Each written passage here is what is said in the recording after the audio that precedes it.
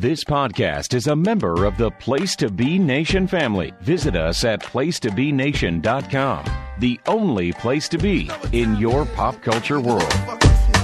Danger! Danger! It's not a lineup, it's not an army, it's not a stable, and it's not a family. It's an alliance of businessmen.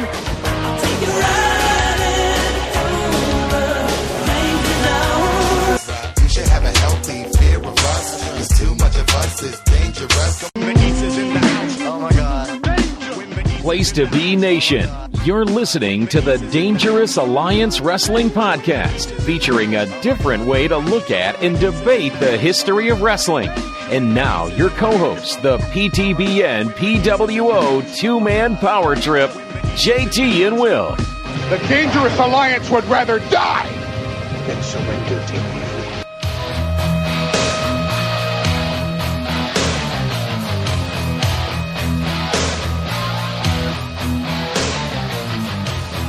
Place to Be Nation. Welcome to episode number 16 of the Dangerous Alliance Wrestling Podcast. I'm your co-host, JT. Along with me, as always, my good friend, and that is good old Will from Texas. Will, how you doing? Man, I've been better, man. You know, Lemmy died a couple of weeks ago, and I've just been thinking about Motorhead, man. Just playing old Motorhead albums and a little depressed. Holiday blues here. Death has been a hot topic for us, mainly because we survived hell, a trip through hell, but we're all back here. Yeah. I think Basil has been reincarnated, hopefully. Dan McGinn, is he back alive and doing okay? He is alive and kicking. He does not wear his holiday sweater though anymore. He kind of dug himself out of that. But we're still holding on strong to the holidays. The poinsettia is still up. We still have the stockings on the fake fireplace. It's a winter wonderland still up here. Wow, even into 2016, Dan McGinn rocking the poinsettias. But that's how he rolls. Sweater vest and poinsettias. And this is how we roll, Dangerous Alliance Wrestling Podcast. If you're new to the club, we go through the show. We have 30 minutes per game or challenge. We do 3 of those, and then we do some mail at the end. So what we usually do is Dan reads the game, introduces the rules, and then Will and I spend 30 minutes debating and arguing. So, Mr. McGinn, why don't you break in here, settle up, and tell us what is challenge number 1?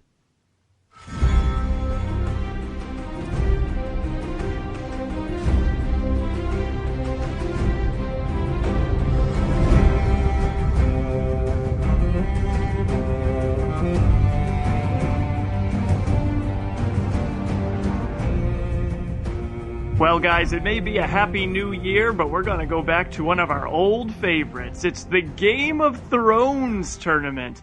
And this time around, we are going to pick the greatest manager of all time. All right, so last time we did the Game of Thrones, we did great title changes, and that took us like 3 episodes to hack away through, I think, or two or three episodes. But this time we're confident we can get it done in 1, and we have chosen 8 of the top managers in wrestling history, at least more towards the modern times. We didn't delve too far back. I don't think we ended up touching the Golden Trio, the Golden Shower Trio. What are they called? I don't know, man. But yeah, we didn't do the Grand Wizard. We didn't do Freddie Blassie. None of us were watching wrestling when those guys were relevant. And I hate Lou Albano, so he wouldn't have been very moved. Right, and so you know, we're basically doing the cable era. Right. Era. So we picked 8 altogether, and then Dan McGinn ranked them in his eyes, 1 through 8. And what we'll do is he will give us the matchups, tournament style. Will and I will debate who should advance, and if we have a tie, if we're split, and we won't come to an agreement, which often happens, Dan already has the ready-made tiebreaker because we'll just go with the higher seed in his eyes because that'll be obviously who he thinks is better anyway. So, and we'll go from there. And I think at the end we can also talk about some maybe honorable mentions that didn't make the cut of the 8, but that were on the outside looking in that could have maybe been in if we expanded the field at all. So why don't we dive in, Dan? Why don't you tell us? I guess we'll start with the 1-8 matchup. We'll find out immediately who you think is the greatest manager of all time, and then who's the bottom of this group we have here. Well, in our first matchup, it will be Bobby the Brain Heenan taking on Paul Ellering. All right. So what else we can also do, Will, is maybe say if we agree or disagree with Dan's ranking. So of the 8 guys we have here in the pool, without giving away any others, I'm confident saying Bobby would have probably been my number 1. So I'm good there. And Ellering probably would have been around the bottom 2. So. I wouldn't have Ellering at the bottom two, but here's the thing I want to say about Paul Ellering. Yeah, Bobby Heenan wins this running away, so I just want to put that out there. But the thing I always liked about Ellering is that Ellering was a legitimate badass himself, right? You know, he was a former wrestler, body lifter, whatever, and he actually managed their business affairs. He was a real manager. And so I always liked that about Ellering, that he actually did manage their affairs. And so I want to give him just kind of a shout out, you know, for actually not just walking the walk and talking the talk, but for living the gimmick, so to speak. Yeah, and I think part of my issue with him is, and this is just like my own mental block, I seem to always reward or give more credit to managers that had like either a bigger stable or, you know, wider breadth of guys under their watch. And I feel like, you know, we're going to probably get this a little bit too with another guy later, but a guy like Ellering, you know, did he ever manage really anyone else? I know they had the larger Legion of Doom, like in Florida or whatever, but in Georgia they had King Kong Bundy and Georgia, Jake the Snake, and then the Road Warriors.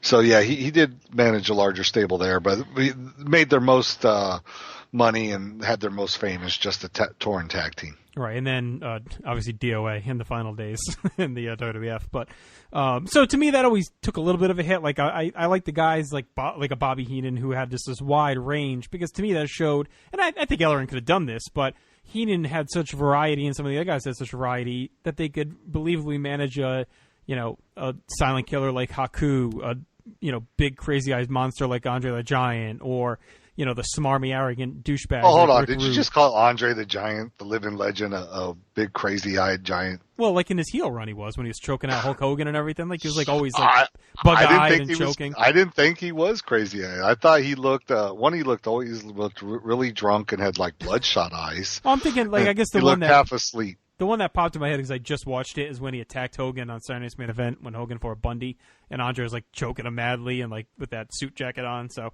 whatever, big giant, angry giant. So, and then the douchebags like Rick Rude and Mr. Perfect. Like he could just he believably had this stable of guys that seemingly would have no other connection to each other because they had nothing in common, but made it all work because they were all the family, or like maybe smart tacticians like the Brainbusters and the wild crazy man like the Barbarian. So he just had this like great stable of forces, and he made it all work. And he was an asshole and a money grubber and a penny pincher, and he had the smartest business deal ever when he sold Andre to Ted DiBiase for $10,000 and or sold him for $100,000 and bought it back for $10,000. Made a lot of money on that deal. So a lot of see. Cool I lived through all of that stuff when it was going on, but you know what? To me, Bobby Heenan is synonymous with another guy we lost this past year, Nick Bockwinkel. Yep, that too. Yes. For me, that's Bobby Heenan. That's two superior wrestling minds working off one another, and I was never really impressed with Bobby Heenan's WWF family. To me, his candidacy hinges on that Nick Bockwinkel run, but easily a better manager than Ellering. Do you think what other managers could have worked with the Andre heel turn? Well, out of the managers we have here, the ones they had available in WWF. Let's go with the ones of any in that were like existed in that time period. Any promotion, you know what I mean? Like who? Like Jim Cornette. Jim Cornette could have pulled off Andre the Giant. Gary Hart definitely could have pulled off. Gary Hart was on my list. Yep. J.J. Dillon could have pulled off Andre the Giant. Yep. I think those four are the I big think ones. Jimmy Hart in Memphis could have. You know what I mean? Because you talk about family, Jimmy Hart's first family is the best run of all time. But he could have pulled it off if he was allowed to be Memphis Jimmy Hart, not WWF Jimmy. Hart's hard because there are two different Jimmy Harts. Right, yeah. In WWF, he was a lot more, goofier, kind of. Not that he wasn't taken legitimately. He had some legit challenges and contenders, but he was always presented more as, like, the pipsqueak loudmouth.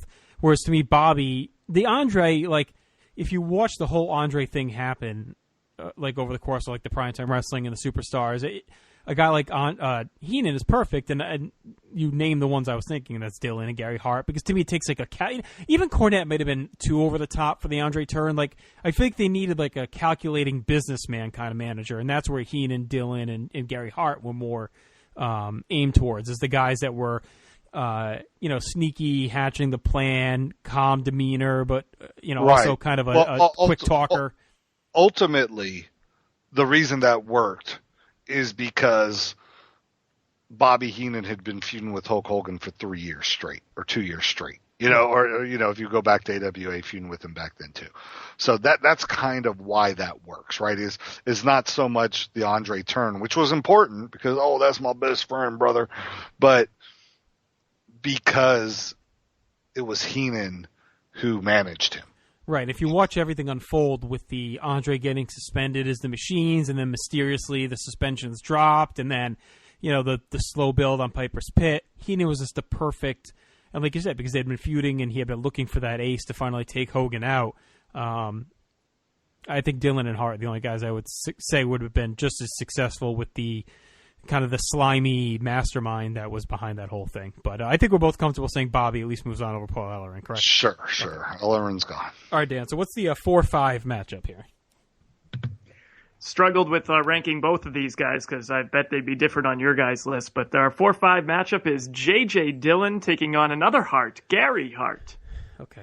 I think, my mental list, I would say J.J.'s top 4 for me, so I'm fine with him at 4. I know Will and I differ on one guy quite a bit, but and Gary Hart's a guy I haven't been exposed terribly much to. I know enough about him to know how good he was, but these two feel right to me, but I know you might feel a little bit different. Here's the thing about JJ. JJ was really good in his role, but to me, I always feel like the Horsemen would have been every bit as successful with or without JJ Dillon. Yeah, I wouldn't disagree. I thought him and Tully Blanchard worked really well together. Mm-hmm. I liked him as Tully's manager, but Tully kind of had as much heat and had as much stuff to do with Baby Doll at his side.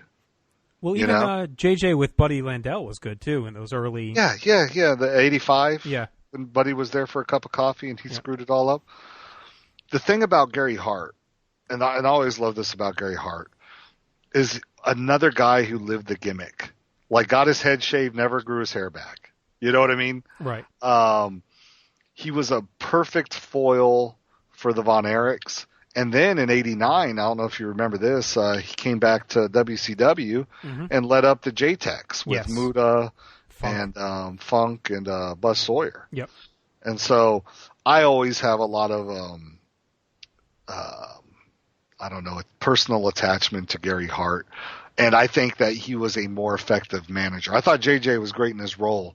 I just always, and maybe I'm selling Dillon a little bit short because I'm not really up on his Florida work, okay, when he was feuding with Dusty. But I'm going to go Gary Hart here. Yeah, I'm not going to argue too hard. I mean, I love JJ, but like you said, I think the Horsemen are just as successful. But, I think I put him – I look at the Bobby Andre stuff and maybe say around the same with JJ with the formation of the Horsemen. I don't know if that goes as smoothly without him kind of being positioned as like the mastermind, but I think once they got formed, I think they could have easily existed as a quantity without him. So yeah, I always look to him as like, I know he's just as good in theory as Bobby Heenan, but to me he was always like the level, the Bobby Heenan like 1.0, and Bobby was Bobby Heenan 2.0. I always love the story of Gary Hart carrying a blade. Always got to keep it real, man. He's a guy who's like, if you crossed him, he's going to slice your face up. Right. Always protecting himself. I don't know. Like I said, plus he had one of the best autobiographies of, wrestling history. So have to throw that in there.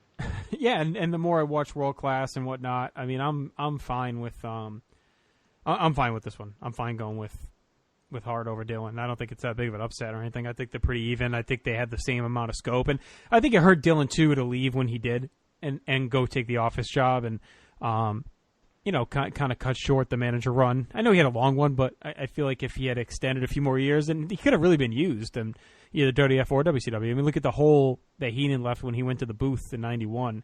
Maybe if JJ had been able to hang around for a couple of years, kind of taking over for him, maybe if he manages Flair with Hennig or whatever, could have really added to his legacy. So, I think it's good that I think he's easily a top 8 manager, but we're talking top 4 in the next round, so I'm fine moving hard over him. All right. Who's our next challenge? Be our 3-6, McGinn. Our next contestants are Jim Cornette versus the man known as either by many names. His real name is William Alvin Moody, but we'll, for this sake, call him Percy Pringle. Right. Okay. So I think I would have had him 7 or 8 of this grouping here. So Cornette? No. Pringle. Oh, no, Cornette's okay. a top 2, top 3 easy. So I'm fine. Yeah. Fine with Cornette at 3. Okay. I think Pringle checks in a little high for me. That's all. Just a couple slots. I would have had him more in the 8 to 10 range versus like the 6th best. But he had a long career, world class. Rick Rude and others when he was Percy Pringle, and then of course most synonymous with Undertaker, Kane, Mankind during that whole run. And he played a big role in that gimmick. And I know you hate the Kane stuff and you're not the biggest Taker fan, but he was a major role in all their storylines. Obviously, and how would you know I'm not the biggest Taker fan? I didn't say. Well, you're not. I mean, you're not. Well, how would you know? Because you talk about it all the time. No, because I just told you before the show started. No, but you've said it on many shows. I knew that one. Your Kane hate was the crux of your trip to hell. Oh yeah. No, I hate Kane. I think he sucks. I think Pringle as Paul Bearer sucked. I hated it. For me, we're going to have to go back to world class in Florida. We're going to have to go old Southern scummy car salesman Percy Pringle for me to put him in a top 8 setting. Which he kind of transformed into in the later Paul Bearer run when he's with when he got rid of the mortician look and just had like the red hair and like he's really like a smarmy piece of shit in 98 before they go into like the Devil Undertaker stuff in 99. But did you ever see the Raw clip with him and Jerry Lawler talking about how he banged Taker's mom and the camera's on? As a Lawler fan, I'm sure you've seen that clip, have you? I think I have, but like I said, man, I mean, great, Paul. Great, but that's like the sleaze bag. He became that. He brought a little bit of Percy Pringle into that run. Is I guess my point. Okay, yeah, and I like I said, I don't even care about that run. To me, I thought he was really great in late '89 as a babyface. He was kind of like a spokesman for USWA and the World Class versus USWA feud that had Eric Embry and P.Y. Chuhai. And then to me, Percy Pringle was a really great manager for Rick Rude. Yes. In World Class, coming out the smooth operator. And I thought he gave Rick Rude some gravitas he wouldn't have had normally at that point in his career. So props to Pringle for that era, but I think we're wasting too much time on Paul Bearer when we should really be talking about the genius of Jim Cornette. Yeah. Little spoiler it's not a spoiler. A couple of weeks ago, I did a Exile on Bad Street with my buddy Zellner, and we talked about Cornette and how he was so great in forming these different tag teams. Because we think of Cornette with the Midnight Express, and that's where most of his run hinges on, is that Express run. And I don't even care about the Yokozuna stuff because to me he was a non-entity. To me Yokozuna is synonymous with Fuji, yeah. But to me, I do think he had a hold on. Go ahead. I don't think so. I mean, I think it was Jim Cornette grabbing a paycheck. That's it. Like it didn't fit. I didn't think it mattered. But to me, what really kind of makes Cornette stand out, besides the awesome Midnight Express run, is he was able to kind of replicate that in Smoky Mountain with the Heavenly Bodies. Mm-hmm. With he puts first it was Stan Lane and Tom Pritchard, then it was Jimmy Del Rey and Tom Pritchard, and the Heavenly Bodies in the Rock and Roll kind of carried that company for 3 years. And so I think Cornette is easily top 2, top 3 manager of all time, but I think people are sleeping on that Smoky Mountain run, and I think that people should listen to the Exile episodes with Zellner to kind of like get some of that Smoky Mountain love. Sure, absolutely. I'm with you 100%. I guess my Yoko thoughts are tied to my Fuji thoughts, who, especially with that time frame, wasn't like the devious Fuji anymore. He looked like a lost old man in many ways. And like, all right, Fuji got him to that point. He squishes Hogan, But bringing Cornette in added that extra oomph that he needed to bring in that Heenan-ish guy that could do the quick talking, the legal contract. Like a lot of that played into Yoko just being this quiet monster that stood there and ate rice and said, bonsai, while Cornette did all the talking and all the spinning. And I don't know if Yoko could have had a long, 9 or 10 month title reign, just him and Fuji not having the kind of talking that Cornette did to carry a lot of those main event feuds, like the stuff with Luger and whatever you think of the Lice Express and that stuff. He was. I don't think you needed it. Yokozuna was so larger than life. You don't need much talking. As a threat, though, he's okay. I feel like though, as a champion, where you're carrying the actual feud after feud, I feel like in the WWF at that time, you needed a guy who could talk, and I thought he'd be fine as like an upper card threat without being able to talk, like most of Fuji's guys would have been in the past. But I feel like when you get to the point where you are the champion and you're having feuds with guys like Luger or Undertaker, I feel like you needed someone to at least talk for you. I think at that time, I think you're projecting. At that time, I don't think it mattered at all. Honestly, at all. I don't think you needed Cornette to sell the feud. I don't need. And I didn't believe that someone like Yokozuna would ever hire someone like Cornette. To me, we talked about Andre and Heenan, and could someone else I didn't think it was a natural fit. And if you want the mouthpiece, that's fine. I didn't buy it. Even the Cornette with Owen and Bulldog in '96, I didn't buy that either. It felt like Jim Cornette was a fish flopping around out of water. What did you think of him with Vader? Well, Vader's WWF run was so mishandled and maligned. I don't want to penalize Cornette for that. But as a fit on the surface, I thought they worked. I think Cornette and Vader in a better setting would have been awesome. Right. So you think they fit? That's my question. They were fit together. They're a good fit together, but in a better setting. Yeah. And we had definitely talked on Cornette's lesser time. I mean, I don't think we need to spend too much anyway. Everyone knows the greatness of the Midnight Express and, of course, the memorable scaffold fall where he busted his knees apart and everything else. But I think his body of work, carries him at least, obviously, here to the next round. He's easily one of the top 4. So we already have Bobby Heenan. We have Jim Cornette. We have Gary Hart. And I'm guessing there's another Hart probably on the way, Dan McGinn. Give us our 2-7. Not Stu Hart, for those following along. It's Paul Heyman taking on the Mouth of the South, Jimmy Hart. So you had Heyman as your 7, huh? I had Heyman as my 2nd. Yeah. Oh, you have Jimmy Hart. Jimmy Hart 7? is your number 7? Oh. Yeah. It's my show. What do you want? Ugh. Wow. You know what? Well, here's the thing. Y'all are WWF fans.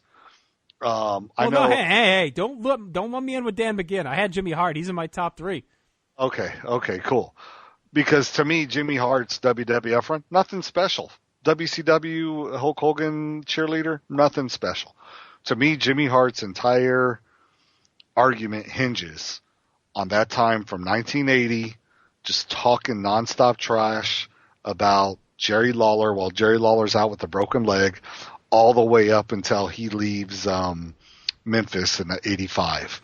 Him and the Andy Kaufman dynamic. That alone puts him there. Him and Kaufman. Oh, yeah, amazing. His awesome ability. Because, we talked about Heenan earlier. Heenan had Andre to work with. Haku was a bad man. Jimmy Hart had some scrubs in the first family. I mean, we're talking the bottom of the barrel. And if there was ever a man who could make chicken salad out of chicken shit, it was Jimmy Hart. And so many memorable angles. Blaming Lawler for Andy Kaufman getting cancer, which was a low light of Memphis TV back then. Just to me, and this is why it's going to be hard when we get to that second round. And I'll quit the game if Jimmy Hart doesn't make it through. But having said that, Jimmy Hart that period from 80 to 84, Jimmy Hart Memphis to me is the greatest managerial run of all time. But I don't know if I'd have him at number 1 only because that was only part of his career. But to me, it destroys Heyman. Heyman was great as part of the Dangerous Alliance. I don't think he was really a manager. He was more of a mouthpiece for ECW. So I don't count any of the ECW run. No. And he was really good in Memphis. Well, Brock, though, to me, the Brock stuff bumped him. So this is where Brock stuff. So let me finish, though. Yeah, let me finish. Right.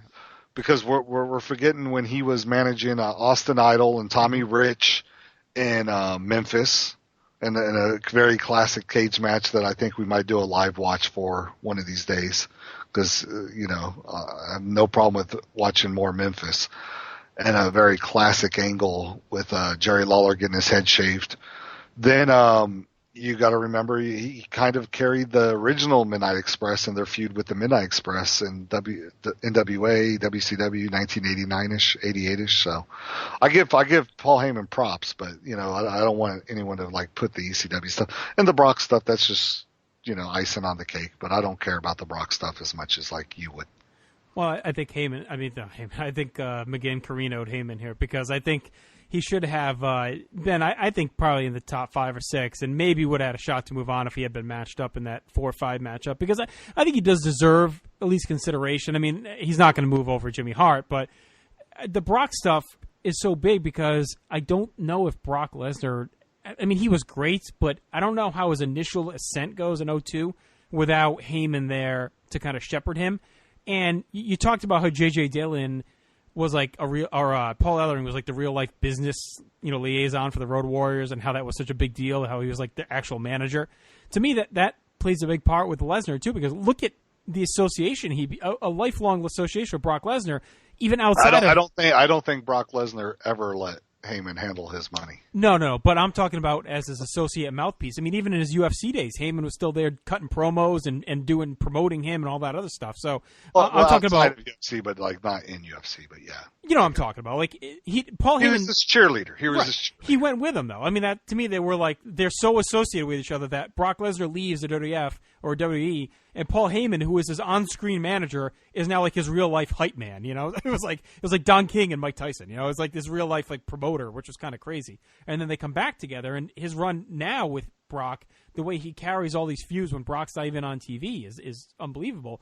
And the only thing I ding him on is, he hasn't worked out with anyone but Brock Lesnar in this time period. So they put him with Curtis Axel, and that fails. Well, the Axel thing didn't bother me. Putting him with Ryback was a failure. Cesaro. Him and CM Punk, to me, was a failure. Agreed. And Cesaro, too. And Cesaro was a definite failure. And, but I blame, I actually don't blame Heyman for that. To me, the Cesaro and the Punk thing was WWE completely misreading the crowd. Punk should have never been a heel when they turned him heel.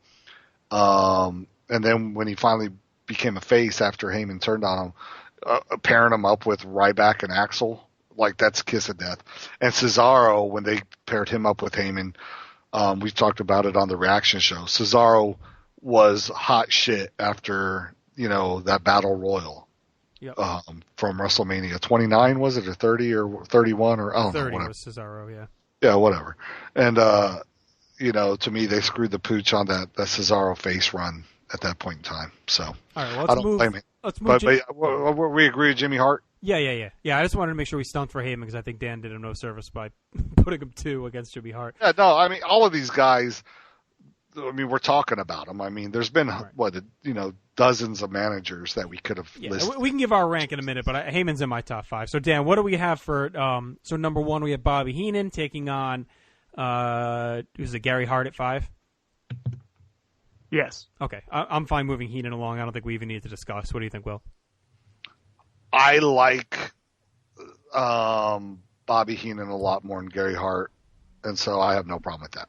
Okay. So now here's the tough one. We have Jimmy Hart and Jim Cornette in the upset 7, Jimmy Hart, against the 3 Cornette, which is, should be more of a 2-3. But a tough one here, Will. I'll let you go. You have, closer ties like to I both said, these guys. I love both these guys. And if you look at and really, I mean, if you look at it, like Jimmy Cornette, when he first started in Memphis, he was part of the first family. He was part of Hart's first family, and he modeled a lot of his stuff after Jimmy Hart, and to me, as great as Cornette was, I love Cornette, man. I love his Midnight Express run. I don't know if he had the longevity of peak that Jimmy Hart had. You know what I mean? Like the Midnight Express peak, because if you look, and it wasn't even Cornette's fault. It's like they really got hot like late 84, and then 86 was kind of like their really big peak. 87 and 88, they had great matches, and Cornette was still involved. But by that time, Dusty had kind of like screwed them over, you know, by not pushing them and kind of relegating them to mid-card status. You know what I mean? Like that they weren't really, whereas from like 80 through 85, Jimmy Hart was the focal point of that heel run in Memphis. And I think circumstances prevented Cornette from like having that sustained run like Cornette. It's close, man. I mean, it just depends how much you value the other stuff. I would pick Jimmy Hart, but that's only because I think his peak is the highest peak for a manager ever. Well, so, we're a little tight if you pick Cornette, I would not hate you and stop doing the show. Okay, good. So we're a little tight on time, but my question to you is: does Jimmy Hart's, Biggio like run towards the end? I mean, like, does his later year stuff take away from his peak at all? Because he hung around as a manager till 2000, and like his shit with Hogan was so like over the top, blah to me. Like I hated him as a face with Hogan. Brutal. No, and then his stuff was like I like the Dungeon of Doom, but I mean when you look at the guys he's with in WCW, and besides the Faces of Fear, a lot of that stuff is just like the Big Bubba Carson City match, the the Leprechaun, like just all that shit that's out there. I mean to me that takes away a little bit.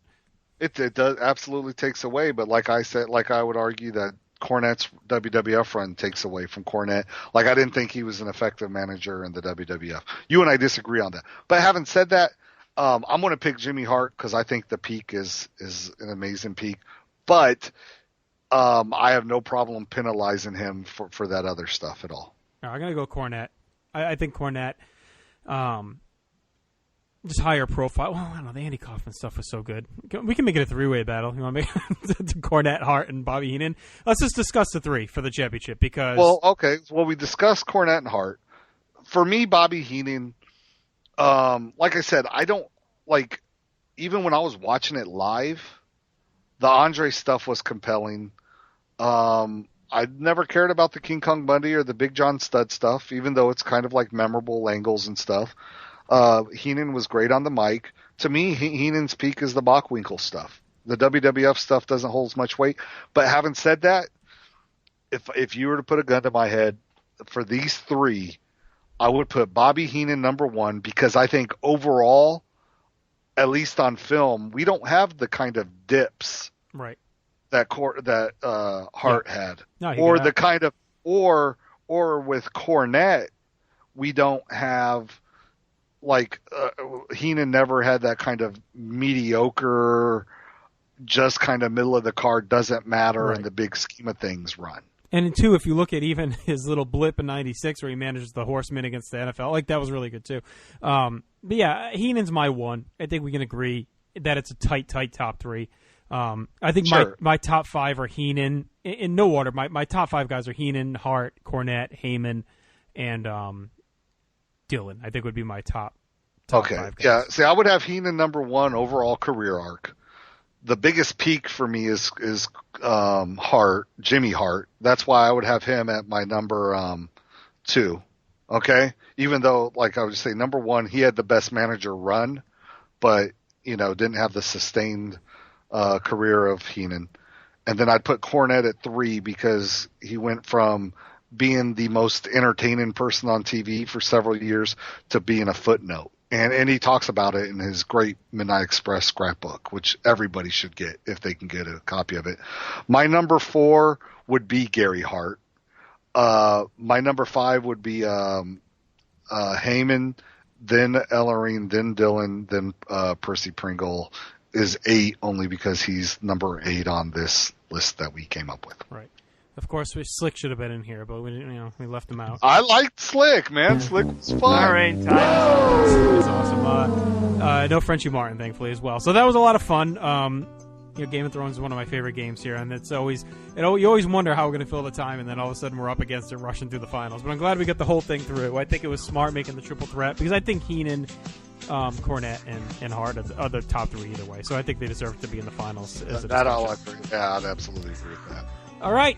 Challenge 1 in the books. Why don't we go take a break, listen to what's going on in the old PTB podcast feed. By the way, a featured feed on Podbean, and all of our shows, the Place to Be Nation website podcast feeds, Sheedy Award winners. So I want to thank our friends over at Talking Sheet for recognizing us, and all the people who voted for us. Thank you very much for the best podcast feed out there today. So thank you so much. And again, we're featured under Sports and Entertainment on Podbean as well. Lots of big-time sports podcasts on there. We're at the top of the sports and rec. So thank you so much for all your dedication, all your downloads, all your listens, all your voting, all your clicks. We appreciate all that. I will have to say this, and I hate his wrestling opinions, but the idea that Johnny Sorrow didn't get best radio voice or best podcast voice is a fucking tragedy, and that's an absurdity. These people should be ashamed of themselves. That's all I want to say.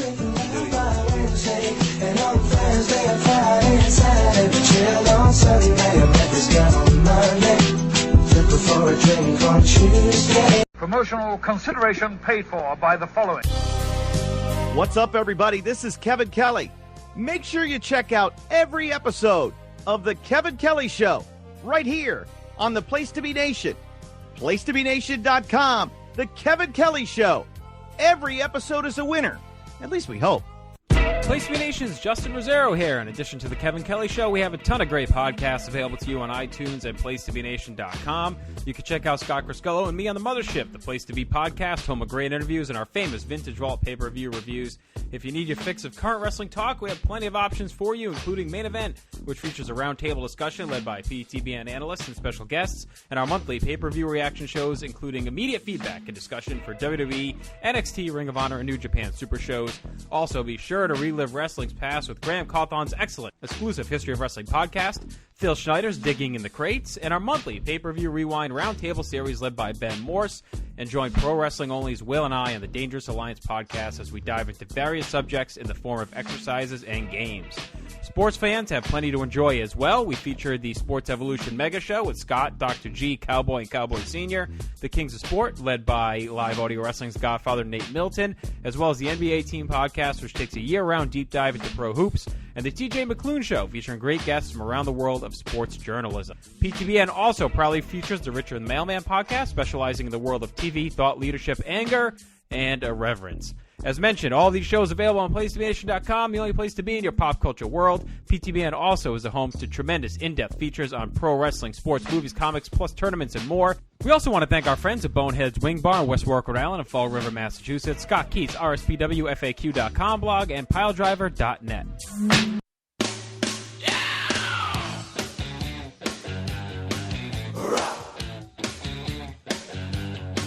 I've got a new age girl.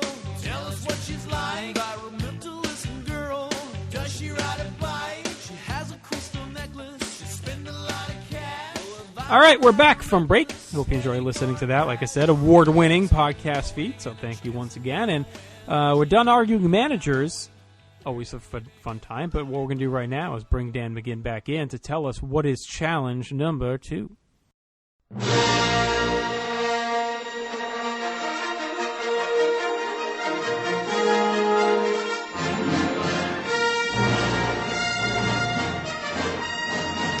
Guys, it's Card Wars. Nothing but Card Wars. The force has awakened up here in the McGinn family mansion, and I am once again back in my Wookiee costume. We are going one-on-one. It's the Great American Bash 96 versus King of the Ring 1996. All right, so Card Wars is a fun one. I think we've only done it one time before, Will, and that was very early in the run of the show. We did Clash of the Champions 1 versus Saturday Night's Main Event 16, which aired April Might have been 88. our first show, wasn't it? Episode 2, we did Card Wars, and we haven't done it since, so it's back, and very excited about it. And we picked this one because two pivotal shows for both companies, and it was a time where WCW was undergoing a lot of change in the summer of 96, where they really, the first batch of change happened in summer of 94 when Hulk Hogan arrived. And now the summer of 96 was very pivotal for them as they started to take a pull ahead in the Monday Night Wars. And then for WWF, it was a pivotal pivotal time. Pivotal time, because it was the obviously launching of a mega star, and kind of the time you point to where they were really, changing over the roster. Hall and Nash gone, Bret Hart on vacation, Shawn Michaels ascended to the top, and then we have this influx of guys from WCW that had been around for a little bit now, but this is to me where a lot of them really start to ascend. Vader, Goldust is looked at as more of just than like a weirdo who stole the IC title. Now he's kind of a player. Brian Pillman makes his debut. So a lot of guys in that mold were starting to ascend up the card. Mark Merrow had arrived, Steve Austin, obviously. So WWF going under a lot of changes and becoming a little bit more edgier starting at this show as well. So a big time for both companies. The shows happened a week apart, June 16th, 96 for Bash 96, and then June 23rd for King of the Ring. So why don't we start with the Bash, Will? Do you want to read the card down? Do you have it in front of you? I do have it in front of me. Okay. So the Bash was a pretty important show. Not as important, though, as the Bash at the Beach, but it's okay. So it opens up with the Steiners versus Scott Norton and Ice Train. Okay. And then we got Conan versus El Gato. Then we have DDP versus Marcus Bagwell. Then Dean Malenko versus Rey Mysterio for a Cruiserweight title match. Our good friend John Tenta versus Big Bubba. Rest in peace to both of those guys. Chris Benoit versus Kevin Sullivan in a Falls Count Anywhere match where Dusty Rhodes had a famous comment about them wrestling in the women's bathroom. There's a man in the women's bathroom. Is that one? Yeah. Sting versus Steven Regal. Ric Flair and Arn Anderson versus Kevin Green and Mongo McMichael. And I believe that's when Mongo turned and became a horseman, right? Yep, 20 minutes for that match. Almost 21 minutes. Yeah, that's rough. And then the Giant versus Lex Luger was the main event for the WCW World title. Actually, wasn't it there's a woman in the men's room? I think that's what it is. There's a woman in the men's room, baby. Yeah, something like that, yeah. So I just watched this show not too long ago. Giant Luger, very, very forgettable, as you'd expect. Giant as world champion in 96 is kind of weird. Doesn't have that many great matches. Great presence, but just a little over his head and kind of stuck out weird during this time. The Horseman match isn't, for the length, it's actually not as bad as you'd think. Like I said, it had the Heenan stuff with Savage and Heenan on the outside. You got Deborah and all that stuff going on, and Kevin Green's wife as well. You have women and Liz, the devilish women on the other side. And the big turn. I like the big turn there, and solidifying Mongo as the Horseman. It made sense with the Halliburton, the money. And the match really isn't as bad. And Sting Regal is really, really good too, right? Isn't that one of your favorites?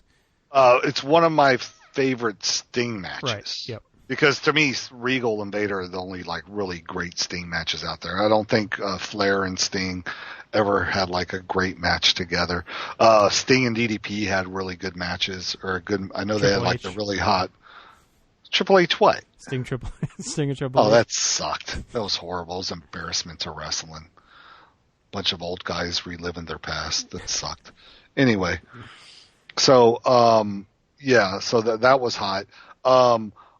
You know what? I remember not liking John Tenta versus Big Bubba, watching it, 10 years ago or whatever it was. But that's kind of a match where I've kind of revisited both guys, and I like both of them, so I kind of want to rewatch that with fresh eyes.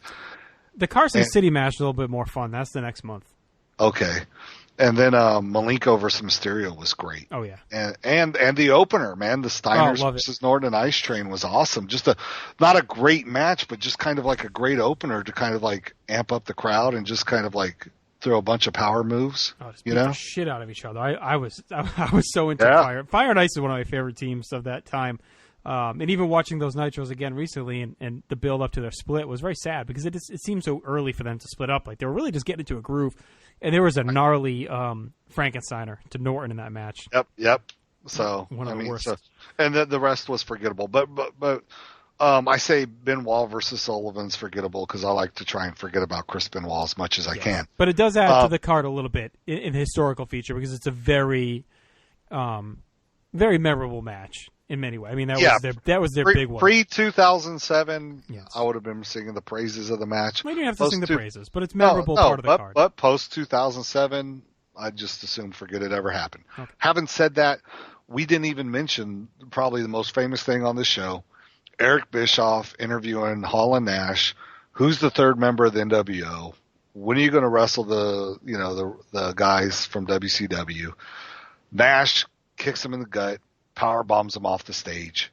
Eric Bischoff, the head of WCW, getting power bombed through the stage. That was like the really memorable, epic moment. Yeah, very epic. And funny story. So for this show happened on Father's Day, and I remember we had a cookout at my house, and I came inside and I wanted to order the show, and I was really close to ordering it, but I held off.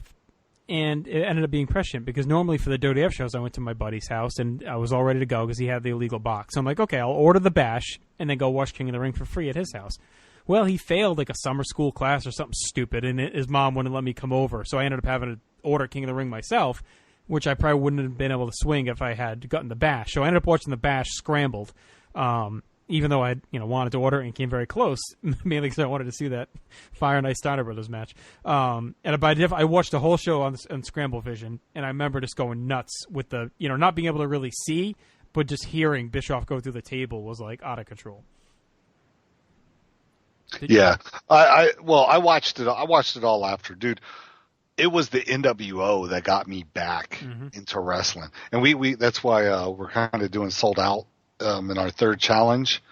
So I didn't watch this stuff till I already had the internet, and then once I got back into wrestling and found out about all these shows I should be watching, I'd go to my local Blockbuster. So if you're too young to remember Blockbuster, folks, one, you're probably not listening to the show, but two, it's where you actually used to have to go rent videos. Go to PlaceToBeNation.com and search Blockbuster, and you can read all about me and Jen Engel did a piece on the death of the video store, the life and death of the video store. So we missed the 90s video That's store. awesome, man. Dude, send me the link to that. If you can, message it to me at Pro Wrestling Only, if you will. I'd love to, there it is right there. to read that.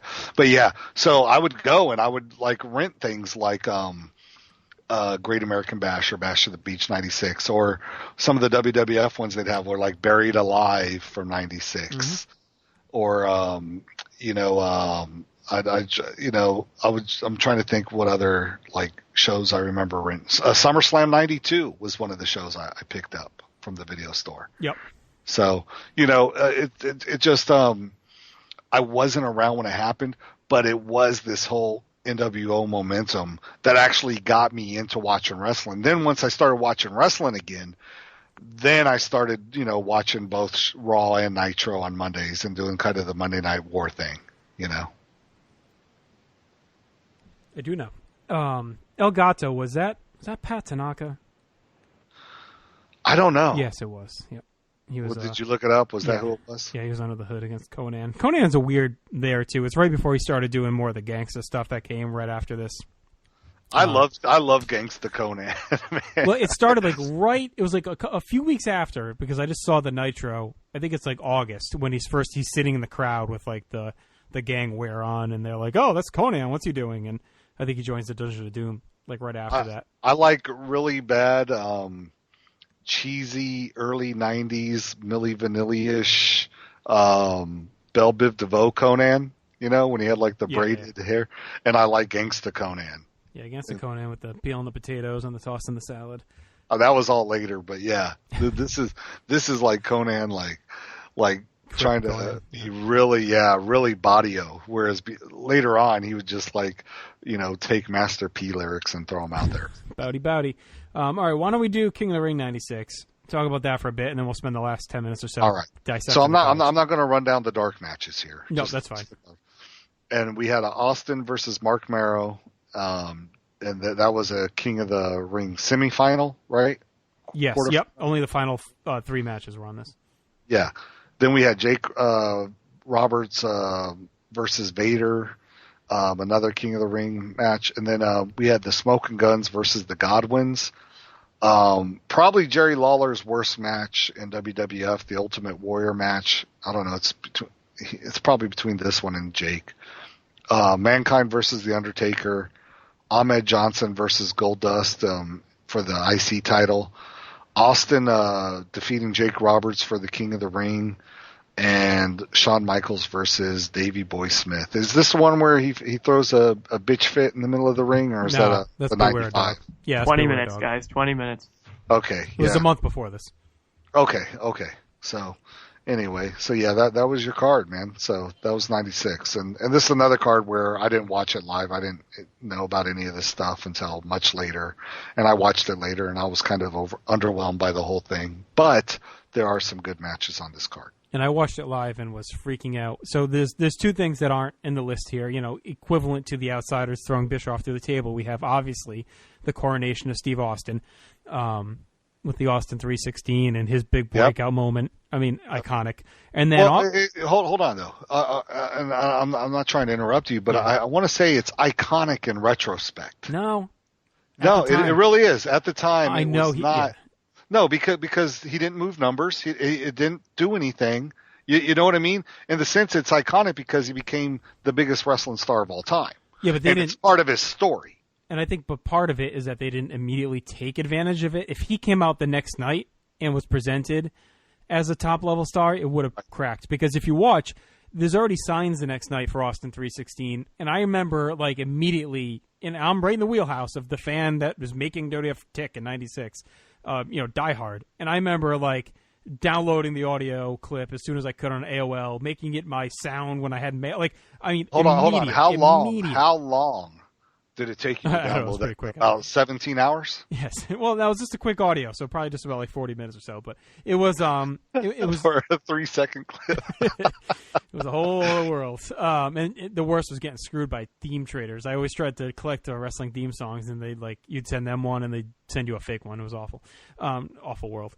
But no, I think it was immediate because he immediately was a name guy versus just another upper mid card guy.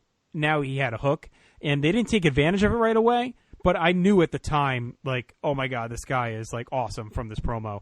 And even the moment, and to be fair, I was a big Hollywood Blondes fan, but the moment where Pillman comes out and they stop and stare at each other, and they cross, Pillman crosses the throat, and, like, it just felt like Austin's night. Like, even beyond, the 316, the whole thing felt like, wow, they're really getting behind this guy, and it was palpable on that night. You could see it, the way they handled the booking of the show, where he leaves the arena, goes and gets the stitches in his mouth, comes back, beats the shit out of Jake Roberts. The ref has to stop the match.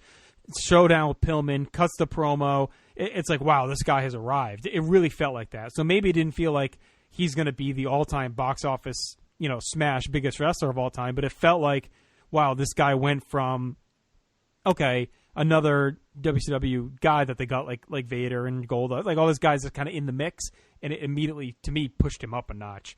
And yeah, to me, he didn't really, like, for me, revisiting it, and, even at the time, Austin, to me, kind of felt like a big deal around Survivor Series with him in the Brett match. Yeah, but I don't think he ever gets to that point without this. No, of course not. But what I'm saying, though, is that if you look at, like, the fans tuning in, nobody gave a shit. I say I disagree. You gave, but you were already a fan. Austin at that time did not draw people in to WWF because they weren't aware. Whereas because nobody cared. Well, they didn't tune in for him in '97 until Mike Tyson made them care. Well, that was '98, but yeah, NWO drew people like me who didn't give a shit about wrestling for 7 years back into the fold. Well, that's because Hulk Hogan turned heel. I mean, you knew of Hulk Hogan, right? I mean, the biggest star in wrestling history turned heel.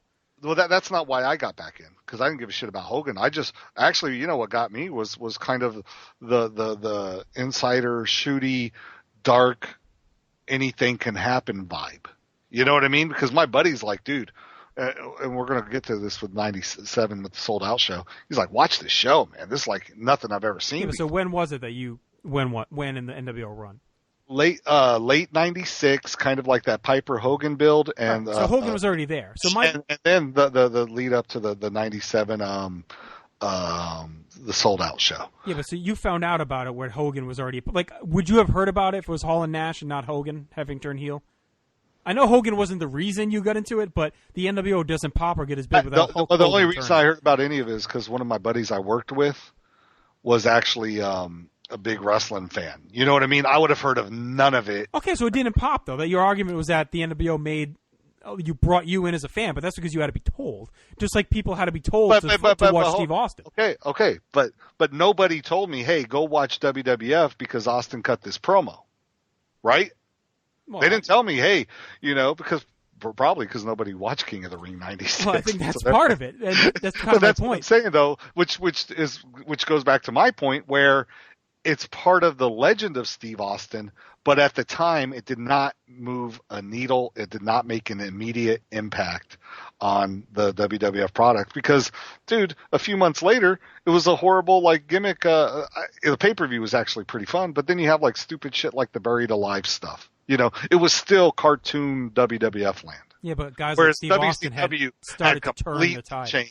Had completely changed. No, it hadn't. If you watch the stuff around and I know Legend makes you think it has. I just watched all those Nitros. Dude, I compiled 10 yearbooks. Yeah, but watch for a decade where I watched all of that. Yeah, stuff. but Austin turned it around years later too. If you watch the months around the Outsiders' initial ascent, right before they became the big bad NWO, just like you're comparing to Austin's initial growth and ascent.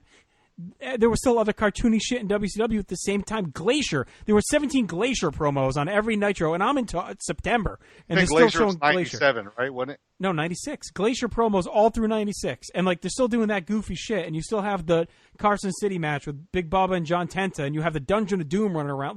That shit all still existed, cartoony in the world of the NWO, and the NWO helped them. Hold on. The Kevin Sullivan Doom with the stupid... No, the later one with Jimmy Hart with the leprechaun. He's running around and Faces of Fear, Big Bubba with the biker gimmick. All that Dungeon Doom still existed. They've been feuding. They're still having issues with the freaking Horsemen at this point. But it wasn't at the top of the card. No. Right? The top of the card was Savage and Flair. I mean, you know what I mean? There's a big difference between having cartoony shit in the mid card to kill time and cartoony shit heading your Yeah, my point is both led to the evolution of the product from within. So the Austin 316 moment was iconic because that moment made it feel like that combined with Brian Pillman coming out and telling Jim Ross, calling him a stupid son of a bitch, and that he's going to rape pillage. Yeah, doing the gun stuff later on. Yeah, right. Yeah, but even that night, when those two, as a fan of that time period, that can tell you this shit was wicked milquetoast, and then all of a sudden in one night, and the WWF having to answer, you have Austin 316, I just whipped your ass, and quoting, Bible quotes and running down Jake Roberts for being a drunk and, get your cheap bottle of Thunderbird, all that. That combined with Brian Pillman coming out and saying, I'm going to rape, pillage, and plunder the WWF and call Jim Ross, you stupid son of a bitch, and then crossing his throat, all of a sudden felt like, okay, WWF is starting to arrive now with this more, grown-up stuff too. And it took time, but those guys working their way up through the undercard helped to bring that change. And the Austin 316 moment to me was iconic because it launched that change. All of a sudden, okay, these guys are here too. They can swear. They can be real. They can be realistic. They can run down the things we're thinking. Jake Roberts. You know what I would say? I would say that because you're starting to filibuster there for a while. Filibuster, baby. Break me down. Yeah, I would say that even if you look at earlier, late '95, Kevin Nash. Remember when he was like, I got my friend, my real fans with me, and I don't care. And he was kind of trying to do that rebellious anti-hero deal. Do you remember that? Oh yeah. There's Kevin Nash promo. Yeah. Whereas I think that WWF would show hints of that. You know what I mean? I mean, they weren't completely Hulk Hogan cartoon era, but there was a big difference, say in '97, when Bret Hart's, hijacking the ring and he's pissed off and tearing shit up because he lost to Sid in the cage match and cut shoot promos. We're not there yet. I'm not saying it's not an important moment. What I'm saying though is that this NWO thing really felt like a completely new wind change in the company, whereas Austin felt like it wasn't there yet. It wasn't until '97 where Austin really takes over. But that's what I'm saying. Sure, he takes over, but the needle, but the needle still doesn't move. But this that's your right comparison here, point.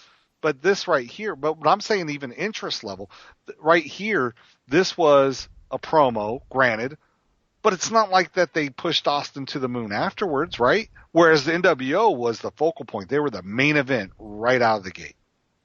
Whereas this is great promo. It's a great promo. It's an iconic moment for a guy who would go on to be the biggest thing, but at the time didn't mean anything. I know. And I'll stand by that. But let's talk. Okay, 10 minutes to go. 10 minutes. Yeah, let's talk about the matches here. Yeah. So speaking of Austin, the Mark Merrill match, really good. But I always, like, after watching that 94 stuff with you and Scott and Charles, love Mark Merrill anyway. I think, he's a guy who gets a bad rap by the wrestlers, and they probably know more about him as a person than I do, so I'm not going to argue. It's a much better match than the one at International Incident. The two always get compared. The one the next month felt flat. This one was really good. King of the Ring was better. Bulldog and my man HBK, who's not really my man, but I always felt like they should have had a classic, but they never had a classic. They always had good matches, but I never felt like they had that. Like they never had that, like Brett Bulldog that from '92, right. Or like even Bulldog Regal from Halloween Havoc '93, which I think is better than any Bulldog HBK match I've seen. The one night only in London was great just because of the heat. This to me I think was technically. Oh yeah, that was the best. That was the best one in terms of atmosphere. Right, you're absolutely right about that. I think this is their best in-ring effort. Had Mr. Perfect at ringside, 26 minutes. It more than makes up for the mess at Beware a Dog the month before. I thought this was a really, really good match. I think it's much better than Great American Bash's top matches, which were Luger Giant and the Horsemen and the NFL guys. I think this is where the one spot where this card stands out over that card is the main event is much, much, much better. Also, Owen Hart was really funny on commentary throughout the show. He was in the booth. He was really good. Mankind Taker can drag, but it's another one along the lines to me like Austin and the Pillman thing where it kind of signaled a change where Mankind beat him, and it was a brawl in the type that they hadn't really. I mean, they did the Michaels Diesel one, but it felt different. It felt very garbagey, which they hadn't done a ton of, and to see Mankind beat Undertaker was another like mega seminal moment on the show. Was this the first Mankind win over Taker? Yeah. Okay. Because everyone else figured at the time, okay, it's just another Challenger of the Month. Taker beats him. Like Taker had never lost like that before. The Mabel one the year before, but that was straight chicanery. This was like Mankind went toe to toe with him. And knocked him off in his own kind of garbagey match. So a big moment there. The rest of the card, kind of blah. You had Ahmed Goldust is fine, big moment for Ahmed. But to me, what carries this are the moments: Austin 316, Taker losing, Pillman debut, and then the main event being really good. And it's a breakthrough show for them, and it was like their first edgy show. During the time, I know they did the Diesel stuff, and that was edgy, but to me, this was the first like top to bottom show where if you watch it, it just feels like kind of gritty, and that was what begat the Attitude Era for them. The gritty feel of the show. For me, that started later on, but we already spent most of this 20 minutes fighting on that one. It's great about the show, right? Yeah, sure. And I will say that for this show. It is a good show, I think the Warrior thing, I think we didn't even talk about that. Why, right? Trying to bring Warrior back is a huge mistake here. Yeah. He should never have been brought back. Should never pin the legend like Jerry Lawler. That's for sure. Their tag division was garbage. The Guns were garbage. Awful. The Godwins were garbage. I Sonny guess was this the best part. Was this like Yoko Owen era? No, as well? That was the year before. Okay, yeah, still garbage. The Mankind Taker thing, I guess I have no love for either guy right now. I actually have more love for Undertaker than I do Mankind. Like, I don't care if I ever watch another Foley match. That's just where I'm at right now. But we didn't mention Ahmed Johnson beating Goldust might have been the biggest pop of the night. Oh, yeah. And his dive over the top. This is Ahmed's peak. He had been gaining a lot of steam into this show, and then his win here was like massive.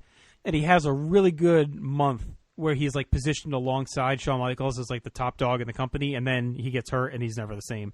But when you look at him on this show, you're thinking like, and Vince McMahon, I'd be thinking the same thing, like, oh shit, I have my next like mega star here, this guy right here. That's what he looked like at this show. Right. Yeah. No, I thought he was like Ahmed Johnson. Like when at that time, we've been talking about that time where I wasn't watching wrestling. Around that time, Ahmed was the guy that I thought, this guy's $1 million. I'd never seen him wrestle. Just looking at him, seeing him on like Raw. 5 minutes to go, guys. This guy is going to be the guy who kind of leads the charge for this company, not knowing that the guy was clumsy as fuck or a horrible Right. wrestler. And no one knew no that idea. until, Farouk kicked him in the kidney, and then it all went downhill. Right. Like, so I didn't know any of that stuff. I just going on presence and kind of like that innate charisma, even though he was a kind of a horrible marble mouth talker, you know, he was still a really kind of like phenomenal piece of talent to like, build like I always look at like if he was a creator wrestler in a video game, you would create Ahmed Johnson. Well, his charisma was like a poor man's Sid. The charisma, like this wild, made no sense, like crazy. The look, this dripping with sweat, and just connected with the crowd. Like immediately, just had this presence about him. Oh yeah, almost Goldberg like, except without the money drawing power. And maybe if he could have stayed healthy, he could have gotten there because I think he wasn't bad in the ring. I mean, and he would fly around, and he's doing the stuff like Ryback tries to do now. Like the big man doing topes over the top, all this crazy shit. And the Purple Plunge looked great. He had the package, just couldn't stay healthy, and then he got clumsy and sloppy and kept getting hurt. But for a snapshot in June to July of '96, he looked like the next big thing. All right, so let's compare a couple of things here. So if we look at tag matches. If we look at Steiner's versus and Norton Ice Train versus Godwin's and Smoking Guns, Steiner's versus Norton Ice Train, that gets it, right? Yes. Oh, yeah. Okay. If we look at garbage matches, we're going to look at the DDP match, the Conan match, and then even the main event, Giant Luger, is nothing. If you go main events, HBK Davey Boy's going to take it every day of the week. Runs laps, yep.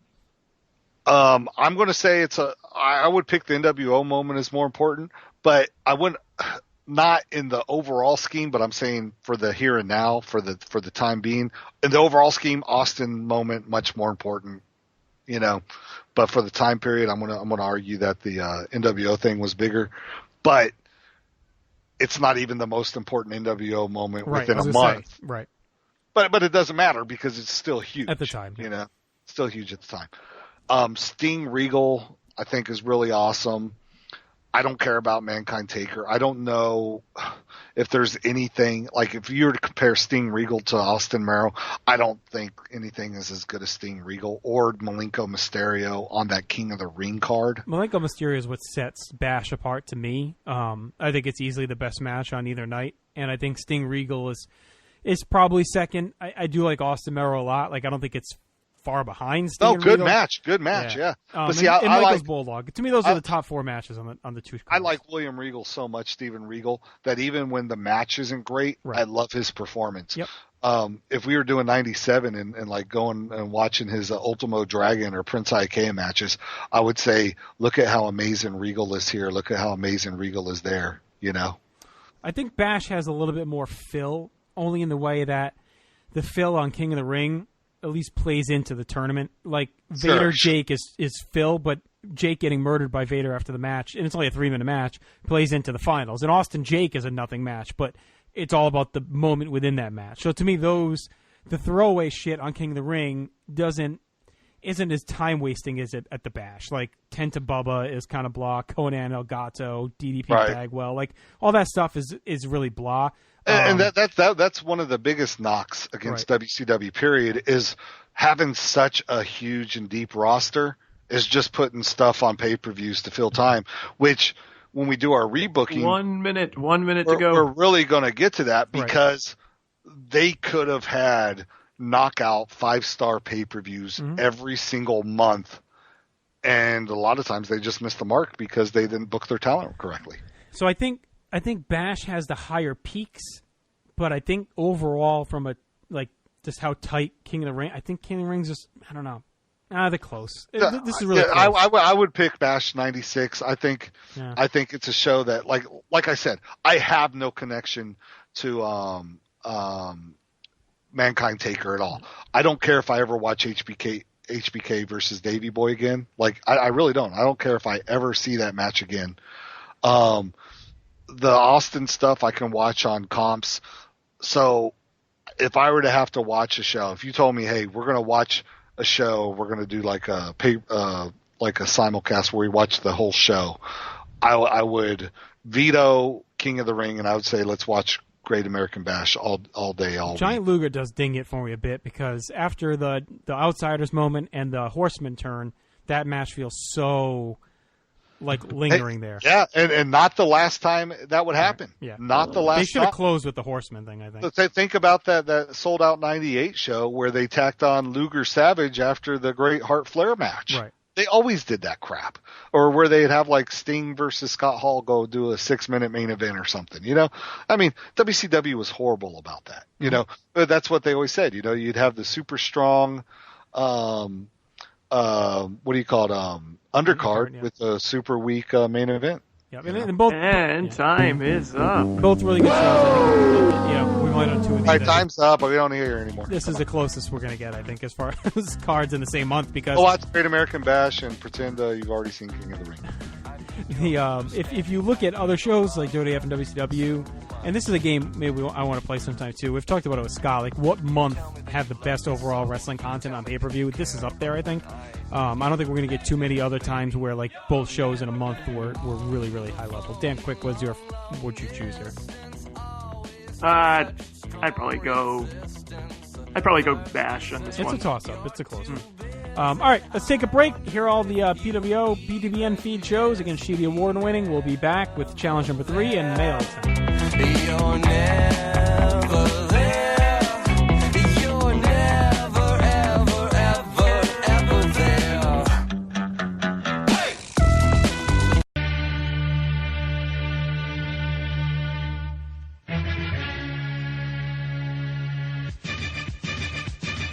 Do you watch pro wrestling? Do you love pro wrestling? We do too. And there's only one podcast feed that you can't miss. PWO, PTBN, Podcast Network. That's the pro wrestling only, place to be nation, podcast network. We have a host of brilliant shows dedicated to wrestling past and present. Whether it's the territories, Japan, lucha, old school or new school, we've got something for you. Get a dose of history on Exile on Bad Street with Chris Zellner. Listen to reviews of current pay-per-views on the PTBN reaction shows. Not just WWE, but New Japan, Ring of Honor, and NXT. And get your weekly update on everything else that's going on in the indies, lucha, and beyond on This Week in Wrestling. Relive WCW Supercards on Where the Big Boys Play with Parv and Chad. Join Dylan Hales and Dave Musgrave on one of the very best shows for super hardcore nerds, wrestling culture. Go deep into WWF history and discover the Bob Backlund and Bruno Sammartino eras on Titans of Wrestling. Don't miss the Pro Wrestling Super Show with Stephen Graham and Tim Livingston.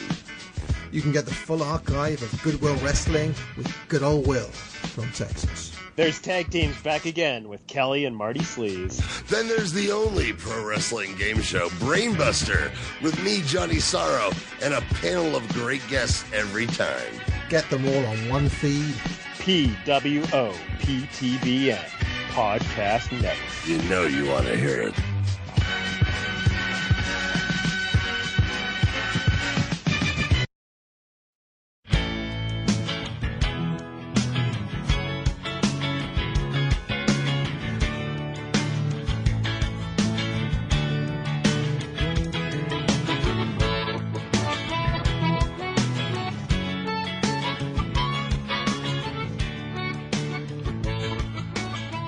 All right, Place to Be Nation, we're back. Hope you're enjoying the 16th episode here of the Dangerous Alliance Wrestling Podcast. And, Will, it's been a pretty fun, 6 months or so here in the DAWP world. So we've had a lot of fun games, a lot of fun challenges. Is this the 6 month 6 month anniversary? I don't know. When did we start this thing? I can look quick. I know we started in the summer. I want to say it was June or July we started. So I think we're right around 6 months. Let's see here. All right. I'm going to find out. We started on May 29th, 2015, so a little over 6 months now. Oh, yeah, it's been more. A lot of fun. Anyway, with that said, Dan, why don't you come in and tell us the challenge number 3?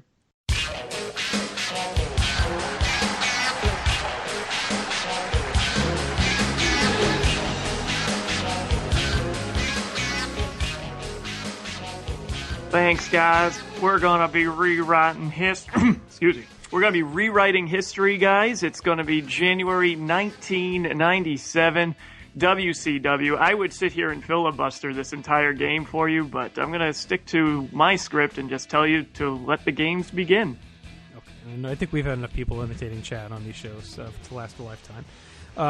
So y'all are killing me with those Chad imitations. Oh boy! So this tied in well with and we really didn't plan this; it just kind of happened. But it ties in well to the discussion we just had. We talked a lot about the summer of '96 in WCW.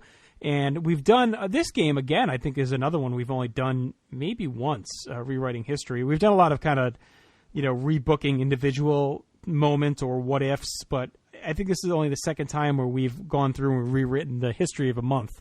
And we did it before back in episode 3. We rewrote December '96 in the WWF. So right around the same time, a month later. Now we move over to WCW, and it's an important month because it was the first ever Souled Out, which is the NWO only pay-per-view.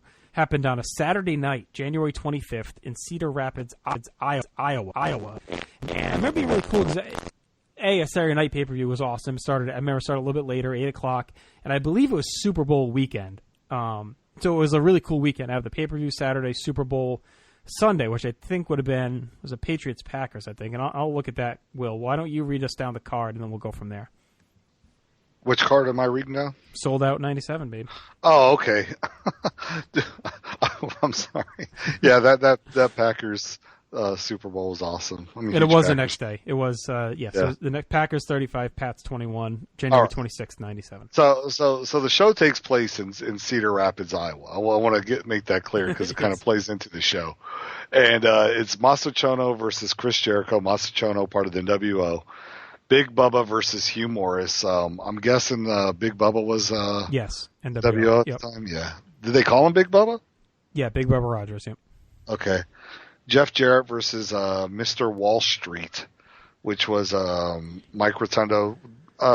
Did he have the WCW crossed out? No, I think he's still NWO here. I think it was right after where it's a J.J. Dillon, I think, by that point, comes out and says anyone who hadn't joined the NWO before the cutoff date, they have like a special date, is banned, like not allowed. And I think Bubba and Wall Street are the two guys that get booted from there. And Wall Street is the crossed out NWO. And then Bagwell, Buff Bagwell versus Scotty Riggs and the former American Males. Then we have Scott Norton versus DDP. And Norton's already NWO at this time. Yep. The Steiners versus the Outsiders, and this match is probably more famous because of the night after than it is for the match itself. Eddie Guerrero versus Six in a ladder match, and did both guys get hurt in this one, or was it just Six? Yeah, I don't think it was both. I don't believe so. Okay. I believe this led to like lingering injuries, though, that kind of hampered both guys. And then the world title match, Hulk Hogan versus the Giant, was the main event. And so this pay-per-view actually got me back into wrestling because my buddy had told me, like, hey, man, you need to check out this wrestling. And I was like, wrestling. I was a kid. It's all cartoon bullshit. And then I watched it. I was like, man, this is like nothing I'd ever seen. Mm-hmm. You know, they were being smartasses on the mic as announcers. I'm not saying that's a good thing for business. I'm saying it was a good thing to get me drawn in. You know? Yep. And it really was unlike anything I'd ever seen. And just my buddy had given me kind of like a quick background story on the NWO and what had happened. And after I watched this tape, I was like, man, I got to find out what happens next. Like, they completely hooked me around this time, even though I had seen some of the stuff with Piper before because of my buddy that I worked with. And I think this card, once again, with WCW curse, too many great talent, not using them properly. This could have been a really good card if they would have positioned it differently. Mm-hmm. And it opens with the great, remember they're riding down the street on the garbage trucks through the city of Cedar Rapids. I always love that open where they come marching into the arena. And what did you think of the black and white presentation? Loved it at the time. Now I can see why people would be put off by it, but I loved it. I loved the whole NWO commercials, all of it, you know, when they were going on. And of course, we also had the beauty pageant throughout the show, if you remember as well. With all we're going to talk about that. And I think that it was a way for them to show that they're assholes. Right. But I think in building the NWO brand was a huge mistake.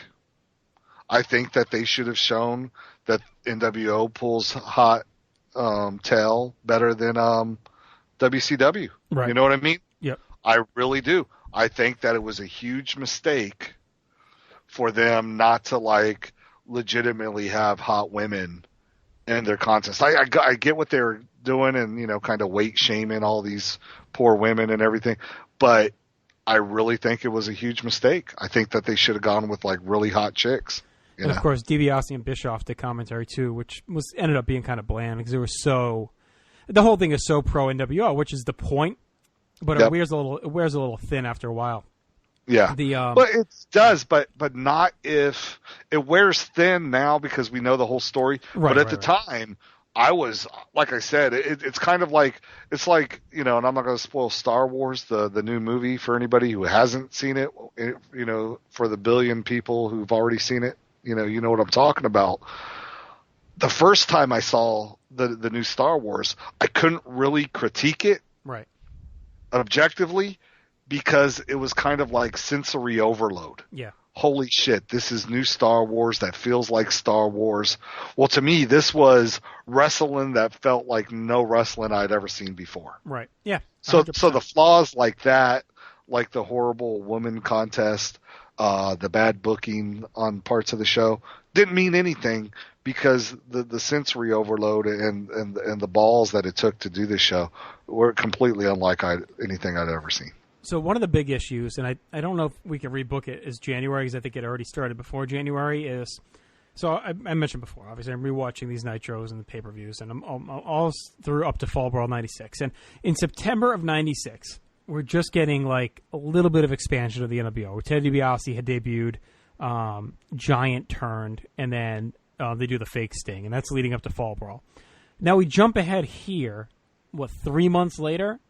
Masa Chono, Big Bubba, Michael Wall Street, Buff Bagwell, Scott Norton, Six, Hogan, DiBiase, Nick Patrick, Eric Bishop. It's like it expanded so rapidly that it started to get a little watered down already. And the fact that the Giant had already turned and then turned back was like, what the hell? And he feels, I just watched the turn like the other night, and it felt so forced. Like, why is he turning? It makes no sense, and like it doesn't fit. And then he turned right back. It's like it already like hurt the aura of the NWO. To me, the NWO should have stayed longer as being pure guys outside WCW.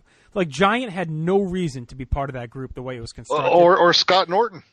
Well, yeah, but Scott Norton you can at least say is like a Japanese guy, and he's like kind of an outsider. Remember, he debuted on Nitro by calling out Randy Savage. But like Wall Street, Bubba. Right. Those are WWF guys. Even who I would have put in, and he's on the show, Jeff Jarrett. Right. Yes.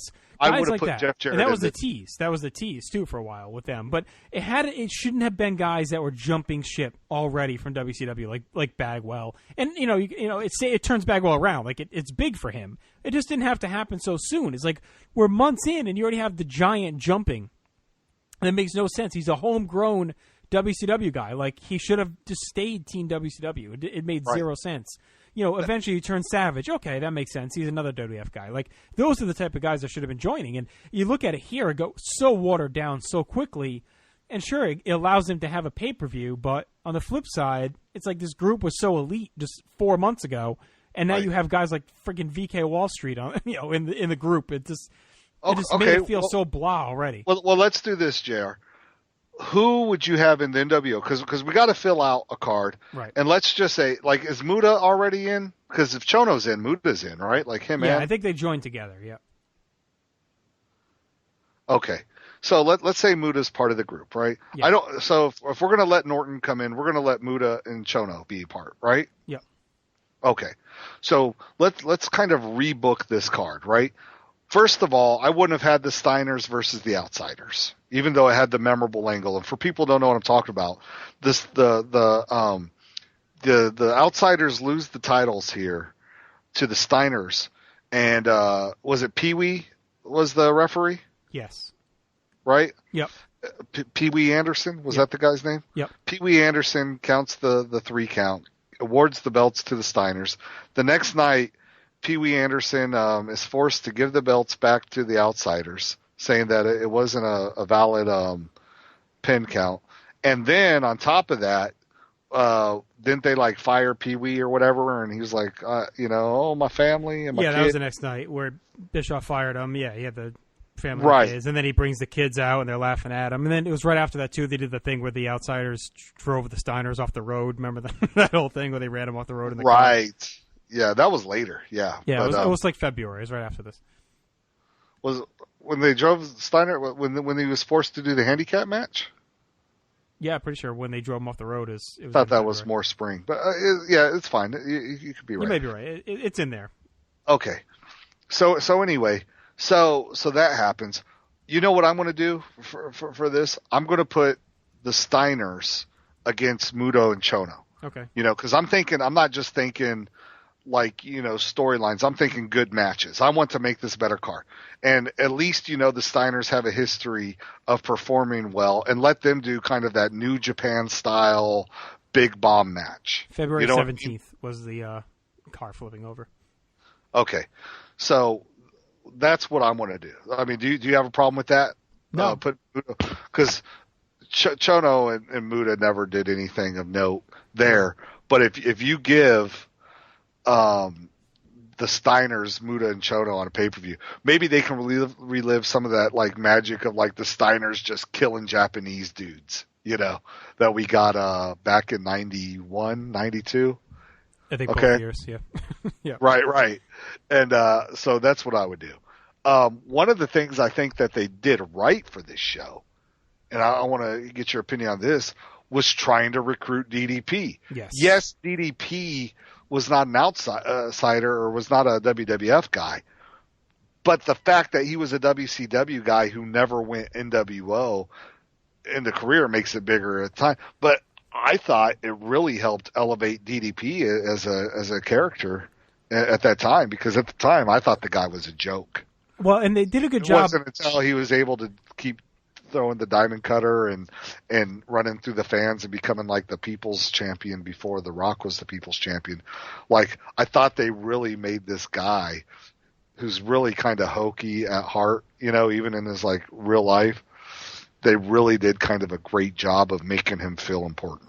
Well, and they did a good job too with tying in why he may get recruited. Like, they kind of hinted that he's friends with Bischoff and that he had teamed with Scott Hall in the AWA. Like, that stuff was all hinted at here. And it was January 6th, so within the month we're talking about is when he had defeated Mark Starr. And I'm looking back. I actually reviewed the whole year of 97 on my old message board back in 2007. So okay. I'm pulling these up here to look at. So he had defeated Mark Starr in a match on Nitro, and that's when Hall and Nash came out.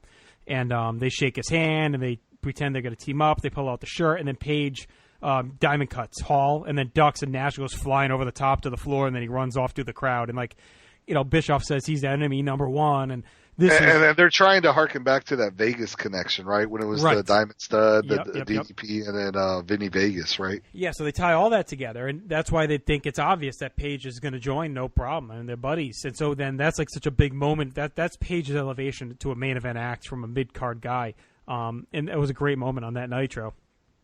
And that Nitro was very important for another reason that we'll talk about in a few minutes. But I agree with you. Page, I think, should have fought Hall here. That's my pick. Okay, I have no problem with that. I have no problem. So right now we're building the Steiners versus Chono and Muta, and then Page versus Hall, right? Yep. Okay, so let's look at some other guys here. What are we going to do with Kevin Nash? Because now we're taking him out of the world title picture, or the tag title picture. Would you have Nash face the Giant? Yeah, I think that's an option, but I think it depends on two things. Are you holding off on Savage like they did till February? And what is your thoughts on Piper? Was it important for him not to be on from between Starkey and his Super Brawl? Because that's like the big rematch at Super Brawl. Yeah, I like Piper because Piper was a draw, right? There's no arguing that. Whatever horrible matches he had, the guy was a draw. Right? He moved numbers. Oh, yeah. Okay. And that match really is kind of fun, the Starcade match. It's not bad at all. Yeah. I would actually have Piper not on the show. I would not. You know what I mean? I wouldn't. What I was thinking, and I know you've had Page versus Hall, and I'm not even opposed to that. I wouldn't even be opposed to like I said, I would have had Jeff Jarrett join the NWO, right? Because he's a WWF guy. Okay? So let's say Jarrett's part of the NWO. Page defeats Jeff Jarrett on this show. Okay. Because Jeff Jarrett's credible, and then you do the whole thing where they're trying to recruit him. Because you don't want him fighting Hall and Nash yet. Right. Okay. So you're not having had the Nitro moment happen yet? Where they try to recruit him and he turns on them? Are you waiting on that? Yeah, or where he's kind of like 15 minutes, guys. 15. Where he's not going to show his cards yet. You know, where he's just kind of okay, whatever. Where he doesn't do diamond cutters on him yet or anything like that. Well, right? Let me throw this out at you, and then I'll let you tell me where you're going to put the outsiders. But what if you do a thing where Jarrett hasn't turned yet, and you do Jarrett and Page teaming against the outsiders, and that's where Jarrett turns. Although the strength is in Page not turning, so maybe that doesn't work. I think you need it. That's the key. You can't have Page get turned on. He's going to be the one refusing. Exactly. So I just like the idea of Page versus Jarrett because I want to defeat Jeff Jarrett. But here's what I would do with the outsiders. And like I said, I'm thinking of match quality as well as something that could have been feasible. Remember, a few months later, Ric Flair and Chris Benoit had a match with the Outsiders, which was surprisingly really fun, really heated, really good. Flair and Benoit are nowhere on this show. Why not? Why not have the Outsiders versus Flair and Benoit? You can do the exact same thing that happened with the Steiners, right? Where, you have Benoit or Flair pin Hall, because Scott Hall's not afraid to do a job, maybe do something with the belt where like Nash gets knocked out with the belt and he lays in the corner like he did for 15 minutes in that famous click tag, whatever, doesn't matter. But now you're going to get a really hot tag match that you can still do kind of a very similar angle, but you're putting in two of the best wrestlers the company has in the show. What was Arn hurt yet? Or is he still wrestling at this point? Arn's last match was in '96. Or maybe he was hurt. I don't know. I'm still putting Flair and Benoit because they're both horsemen at this time, right? Yeah. So this is usually they go with Arn. So I just want to see where he was at. So he. You like that idea? Yeah. Oh yeah, a lot. So by the end of '96, Arn rarely competed in the ring due to years of wear. Okay, so he's done. I just want to make sure he's out of the picture because to me, if he's active still. Knowing WCW, they'd go with Flair and Arn. So he's out of the picture. Benoit's the number 2 now. Makes perfect sense. All right. I like Scott Norton, as a wrestler, and I want to try and maximize Scott Norton. Who do you put him against? Let's see. You want to maximize Norton. You got Jericho. Oh, that'd be a squash. Yeah. Well, that's okay, though. How about this? Is Finley around? Or William Regal?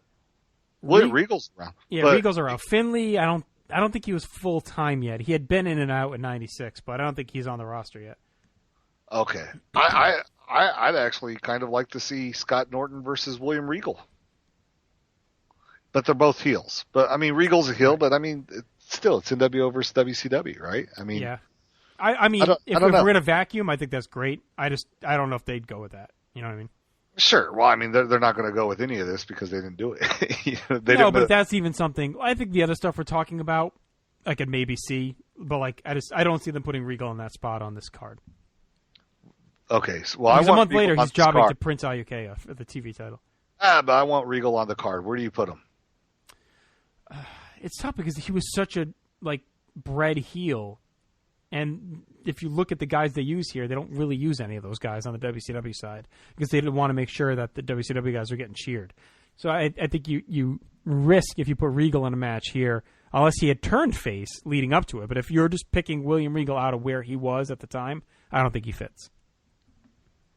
That's not what I said. I said I want him on the card. Where do we put him? He doesn't fit. Okay, he fits. William Regal. All right, fine. Scott Norton, William Regal. All right. There you go. That's all I want. Give you a little pleasure. Come on, man. I'm trying to build a top shelf card here, man. I know. So now Big Bubba's there. Big Bubba can still go. Do you like him and Hugh Morris in a Mexican death match? Because I don't remember that match being any great shakes. No, it doesn't really. Is there someone else? Who could we put Big Bubba against? It almost feels like if Bubba and Norton weren't both NWO, you could do Bubba Norton. That would kind of intrigue. Yeah. Morris in the Mexican, was that like replacing Conan or something? Like, why the hell is a Mexican death match? That makes no sense. I mean, I would say Conan would be the guy, but he must have gotten hurt or something because they were both in the Dungeon of Doom and the Mexican death match thing. Right. Yeah, that's probably what happened there. You're probably right. I think we need to investigate that. Yeah. Dan, can you look and see if Conan was hurt at this point? I'm guessing he was. So, you know what I'm doing for that ladder match? All right, so hang on. Conan and Bubba fought in a Mexican strap match on January 6th on Nitro. And then he was still going. He's at the Clash. Yeah. Nice. So maybe Hugh Morris is avenging his tag buddy Conan here. Like, I don't think it was supposed to be Conan and Hugh Morris. I don't think Conan was definitely still part of the dungeon. Yes, absolutely. Okay. So how about this? Is Haku and the Barbarian, are they both there? Yep. Okay, then let's do how about Big Bubba versus Ming? Yeah, that works. You like that? Yep. So you kind of have like a Haas match, right? Would you just if we have to have like Wall Street, would you make that a tag and just do the Faces of Fear versus like Bubba and Wall Street, kind of the low level NWO guys? Yeah, I would be fine with that. I don't think it would be a better match because I think Rotundo's the drizzling shits, but right. We can do you get Barbarian out there. Yeah, versus Faces of Fear. I like it. Yeah. You know, I think, I think maybe, as long as they're beating the shit out of each other, it'd be fine. Yeah. But that gives us 3 tag matches for this show. So, I think we can't have any more tag matches. No, that's it. We're tagged out. Now, let's look at this U.S. title match. It's Eddie Guerrero versus Six in the ladder match. Do we keep this as the ladder match with Six and Eddie, or can we go 4-way here or something? I think I'd leave it. It's the best match on the card as it is. It to me, it made Six seem like the legit upper mid card threat. You already have your main event level guy. You have Hogan. You got your main event tag guys in Hall and Nash. You kind of need that guy that's going to go mixing it up there for the still the a really sloppy match, man. This is a match I watched when I was compiling stuff for the '97 yearbook. Really sloppy, right. Not a great match. But so who are you adding in? Because I don't mind adding Jericho in. All right, well, but remember, from an NWO standpoint, they're not going to put Six in there with 3 WCW guys, right? So he's not going to have the odds against him. So you got to either put another NWO guy in or do something along those lines because you're not going to pick like Eddie. I mean, the easy layup would be Eddie, Jericho, and Dean Malenko or something, or Ultimo Dragon. But you can't. NWO's not going to. How about this? How about Hall and Nash instead of Hall and Nash? How about we do Six and Nash versus Flair Benoit and put Eddie versus Scott Hall on the ladder? Because Hall's known for those ladder matches. You're going to tell me people aren't going to tune in to see Scott Hall in a ladder match more? If we're vacuum booking the better card, I'm with you. At the time, they didn't really split the outsiders too much. And Eddie Guerrero at the time, and my buddy Charles always likes to point this out, Eddie Guerrero at the time, like WCW had did like a poll of like who like their most popular wrestlers were, and like Eddie Guerrero was like beating guys like Flair and Hogan, and and so like, but I think Eddie Guerrero, if you want to kind of, not that they wanted to make him a top guy, but I think you kind of give him credibility doing a ladder match against Scott Hall, kind of, who built his name doing ladder matches. And then you're able to let Six get pinned in that tag with Nash doing the Flair Benoit thing. You know? I mean, again, if we're booking in our own world, I think it makes a lot of sense. If we're in the WCW world, the outsiders are still kind of not split. Is better than their world. Sure. All right, as long as we're okay, split the outsiders still at this point. Do you like that though? Do you like that idea? Yeah, because I think Hall has the pedigree of the ladder match, and Eddie is Eddie 97s is close to probably Shawn 95, so. I think it's going to give you something good, and a little bit different of a dynamic. Do you have Hall win? I mean, you can't have Eddie beat Hall, right? Oh, yeah, no, you have Hall win. Okay. Because I believe didn't Six win this one, or did No, Eddie won this one, but Six had stolen the belt, remember? He carried it around. Then how about two more matches we need to put on this card. Yep. Okay. I kind of want to put Buff Bagwell in there. I like do we do Buff versus Scotty Riggs? Or Lex Luger, who's missing. Lex Luger's missing. Who else is missing?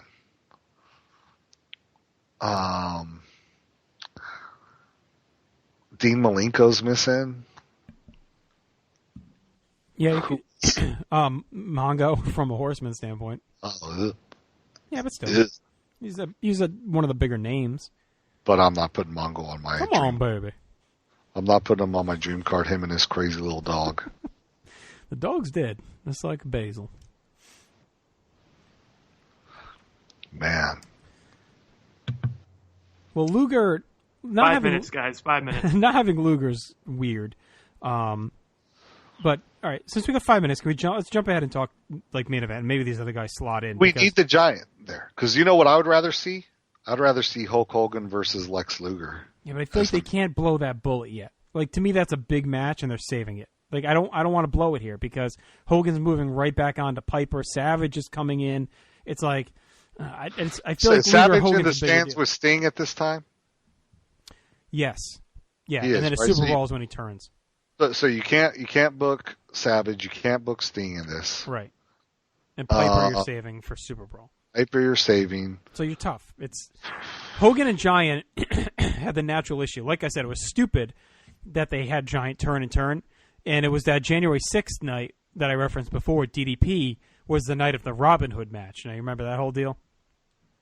No. So they teased all night that Hogan and Giant were going to fight, and Hogan kept saying, I'm going to do it, whatever, and Giant kept challenging him, and holy shit, we're going to get Hulk Hogan defending the title against the Giant on Nitro.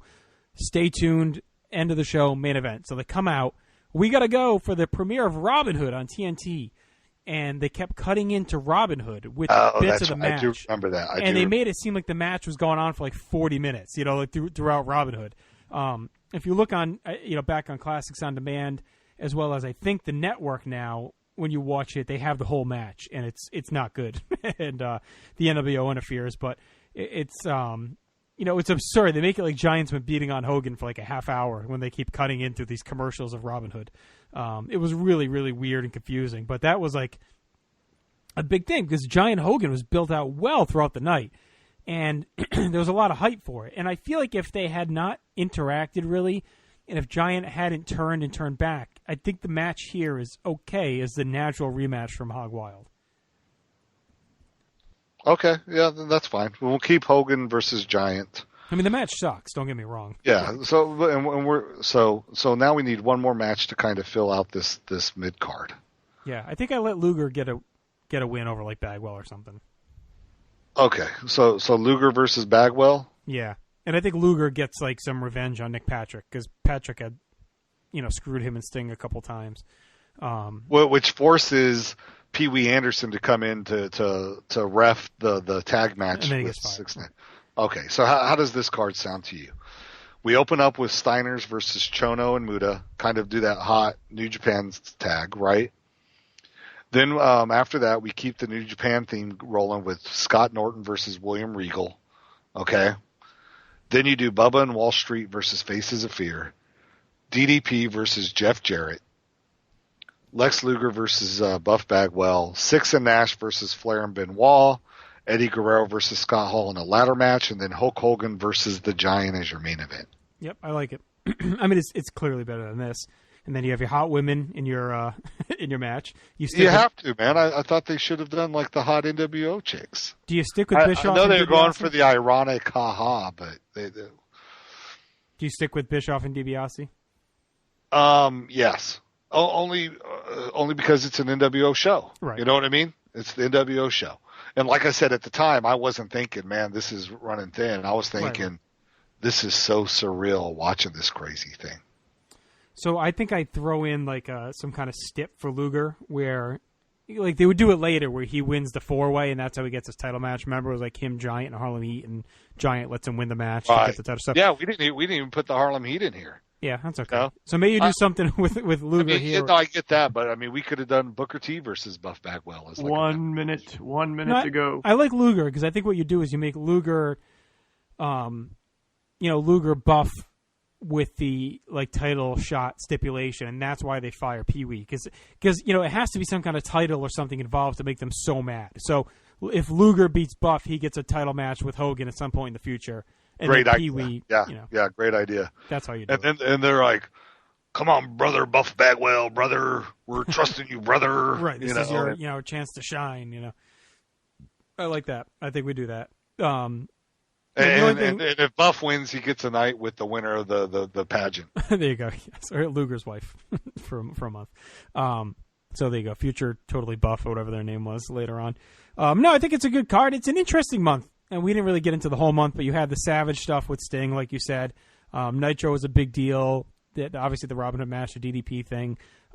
Just a lot going on in those Nitros, and I'm going to give the old message board a plug for the first time in forever. Bigelow34.proboards.com.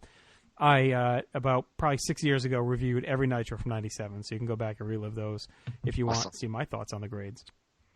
And that's time, guys. Time is done. I was going to get some final thoughts. I'm just going to keep my mouth shut. Let's keep the show rolling. NWO Sting, by the way, is the other guy we could have used. We didn't. NWO Sting. Yeah, whatever. Jeff Farmer. All right, Dan, why don't we, before we get to mail, quickly, PlayStationNation.com, lots going on. Be sure to check out our ever-growing, award-winning podcast network. We have Exile on Bass Street. We have Between the Sheets. We have the original Mothership, the Place to Be podcast. We have our monthly reaction shows with good old Will here leading a crew. We have the Kevin Kelly Show. We have Main Event, which is returning here in the new years, along with Sports Evolution, the NBA Team podcast, TJ McClune Show, everything you could want. And I apologize to the ones I didn't mention there. Titans of Wrestling, of course, where the big boys play, Chad and Parv, another one of the originals. Let's see, what am I missing here? Come on, let's move on. Well, I'm just trying to plug them, Pro Wrestling Super Show, all the ones, Super Extreme Vault. Just want to let everyone know of the quality of show we have here at Placement Nation.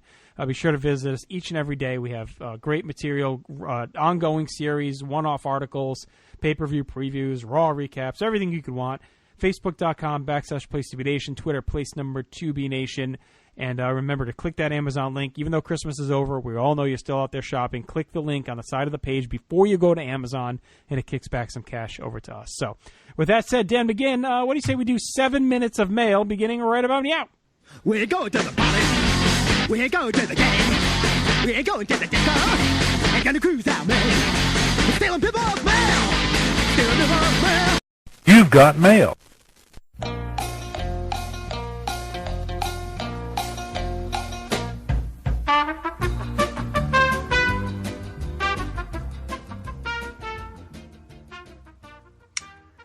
Okay, guys, politics is in the air right now, presidential election in the new year, but, guys are dropping like flies, but I have a candidate for you. If Hulk Hogan ran for president in 2000, like he talked about, who would have been his running mate? Also, what would have been his main campaign promises? This comes from a listener named Grimace.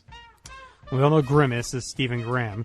I don't know why he's so interested in American politics. I'm surprised they didn't ask who the stupid Prime Minister of Canada would be or whatever. Leave him alone. Leave him alone. About. Screw him. So the Hogan 2000, of course, is when he had announced his retirement. Was it in late '98? Said he's going to run for president, and then they did the finger poke, and he didn't. So what do you think, Will? Who stands out here as potential running mates besides Ed Leslie? Roddy Piper. A Hogan Piper ticket? Dude, I have no idea. Piper's Canadian. I guess he'd be you can't. Disqualified. Bischoff? I think Bischoff's a natural. Well, I think Hogan and Bischoff actually probably had really different politics. You know what I mean? Bischoff, hardcore conservative, him and Scott Bell. Now, I could see Bischoff and Scott Bell running as your hardcore, righteous right candidates. But Hogan, I think, is more of a don't make me pay taxes, but I'm going to pretend I'm a social liberal guy, even though we know he's kind of like a closet racist. Well, maybe if they didn't hate each other's guts, a Ventura Hogan ticket could have ruffled some feathers. Ventura I think Ventura was too serious of a guy back then. As weird as that sounds, he really was. He was a legitimate, politician. The ticket, I'm curious if it could have worked because I think they had some momentum. Is the one he teased, him and Trump, I think in the 2000s. That would have absolutely been no shock at all. right? Absolutely would have been a realistic ticket. I think so. Like, Jesse was hot off the governor thing and still kind of not crazy, and Trump hadn't gone completely batshit yet with the Rosie O'Donnell stuff and everything else. So it's like, I don't know. I think in like 2004 that ticket could have maybe made a little noise. Yeah, I think you found the right guy. Donald Trump, I hate everybody who isn't white. And him and Jesse. Would you have Jesse to me would be the president? No, Jesse's too outsider. He's too independent. So you're going to make Trump the president and Jesse the running mate? No, Hogan and Trump. Oh, you want Hogan and Trump? I'm talking Jesse and Trump. No, man. Hogan and Trump would have been an ideal ticket. Yeah. There's no way. Jesse would have like some general or something, or you know what I mean? Kind of like Perot did.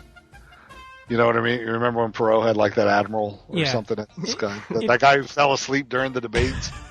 If you're Trump Hogan, then Trump's your president. Hogan's your VP. I mean, that makes more sense to me than Hogan being president. But Hogan's the guy running for president. I know. I believe it was Admiral Akbar, right, who was running with the Ross Perot? There you go. Yeah, absolutely. Guys, would your answer change much if it was Bob Backlund who would be on his ticket? I'd pick the Iron Sheik myself. There you go. Yes, Backlund and Sheik.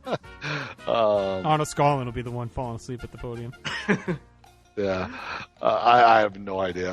Bob Backlund, is he a really hardcore right guy? I don't know. I don't know. He's out of his fucking mind. That's all I know. Oh, there's another F-ball. Yeah. Yeah, that's already done. That's gone. Are we starting again for 2016? Am I one in the hole? No, I'm not buying another deal. It's done. But guys, you any more for the presidency for no, wrestling? Let's move on. We spent way too much time on this question. Danish Dynamite writes, sometime during a drunken binge in 85 and 86, Ric Flair, Hulk Hogan, Randy Savage, and Barry Windham drive a truck full of cocaine and steroids through a window of a Burger King while screaming the N-word and stabbing each other with scissors. They're now banned from the business. Who now takes their places? Who are the four? Hogan, Savage, Flair, and... Barry Windham. And what year is this? Wait, do we have a year? 85, 86. Oh, man, that's hard. Ted DiBiase. He's one. Who does he take? Whose spot? Well, I mean, Flair. He's going to be your next NWA champion. We're on the same page. I'd put Jerry Lawler there, but, that's just me. Well, who would you put? No, I know. I'm just busting you up because you got to work him into every conversation. Of course. Dude, if we just did Jerry Lawler Appreciation Podcast, I'd be perfectly happy with that. Barry Windham's a weird one. Who would take Barry Windham's spot in 85, 86? I mean, was he? Well, he was just coming off the U.S. Express. What was he back in Florida? I mean, I think Luger slots right in for Windham, right? Kind of the same track. Comes up in 87. Sure. I mean, I think it's Luger's a good choice for that time period. Yeah, I'd go Luger over Windham. So Savage is the interesting one. IC champ, getting groomed eventually for the world title. You could do Steamboat. Yeah, but Savage, Steamboat, you need the heel in 85, 86 because that sets up the epic face run when he kind of earns the respect of the fans and turns because of the feud with Steamboat. You know what I mean? Jake, we could do Jake the Snake because he could be interchangeable. I think Jake's the guy. Yeah. But then he's going to run through a Wendy's with a truck full of crack cocaine. So him as well. To me, so you're putting Lawler in for Hogan? Is that what you're saying? I would put Lawler in for everybody. Why not? Lawler. I mean, it doesn't have to be a 1-for-1 deal. I mean, we're just looking at kind of like your four faces of wrestling here. I definitely put. I think Lawler, Jake. I put Piper. Piper turns face and doesn't leave for the movies. You know what? The guy's popular. I don't see why not. Put Piper in there. So we do Lawler, Piper, Luger, and who's the other one? DiBiase. Yeah. I like it. Okay. And Jake. 5 guys. We're replacing those. Hogan needs 2 guys to replace him. Lawler and Piper. Yeah, there you go. Sure. Why not? All right, one more, Dan. One more fun one, guys. This one coming from Loss. He had this conversation with a guy named Tom K over Twitter about this. Think of as many ECW turned York Foundation members' new gimmick names as possible. Do what? All right, so take somebody from ECW and give them their names as if they would be if they were in the York Foundation. So Richard Morton or... Well, the ones he gives are examples are Robert Van Dam, Christopher Chetty, Rhinoceros, Daniel Doring. Kid Cash is like self-explanatory. What, Man Cash? You could do Man Cash. No, I was thinking just Kid Cash. The one I'm trying to really come up with is Taz. What can we do? Taz to me is like the home run if we can hit it here. I don't know, dude.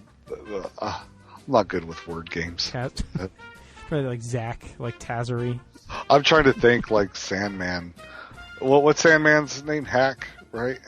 Jim Fillington. So it's just, how about James Sandman? James. James Sandman. What would be Balls Mahoney's name in the York? Testicles. That's obvious. Oh yeah, definitely testicles. Gonads Mahoney. Gonads Mahoney. Ian Rotten would be or Axel Rotten? I mean, how could you do the Rottens? Yeah, Axel. Alex. Yeah, Alex, I guess. Steve Carino would be Stefan Carino. Yeah, Stefan. That's an easy one.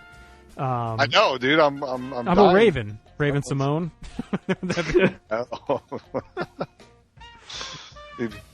Well, he's Scotty, right? So. Right. Yeah. Scott Tholomew. All right, guys. This game seemed a lot more fun, but I think he used all the good ones. Rhinoceros isn't going to be top, so I mean that's where we top off.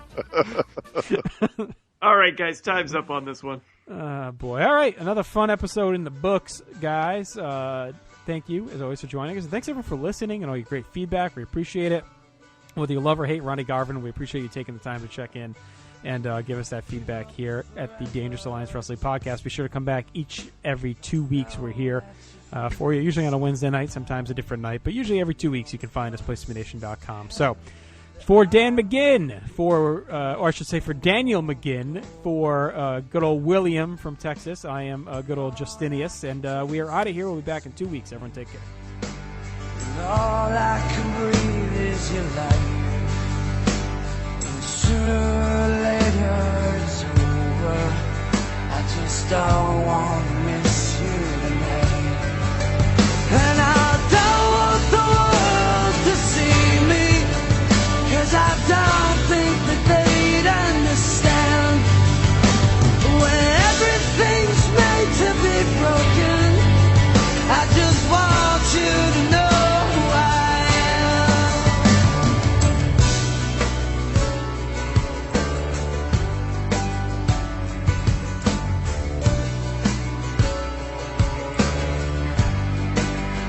And you can't fight the tears that ain't coming, all the moment of truth in your lies.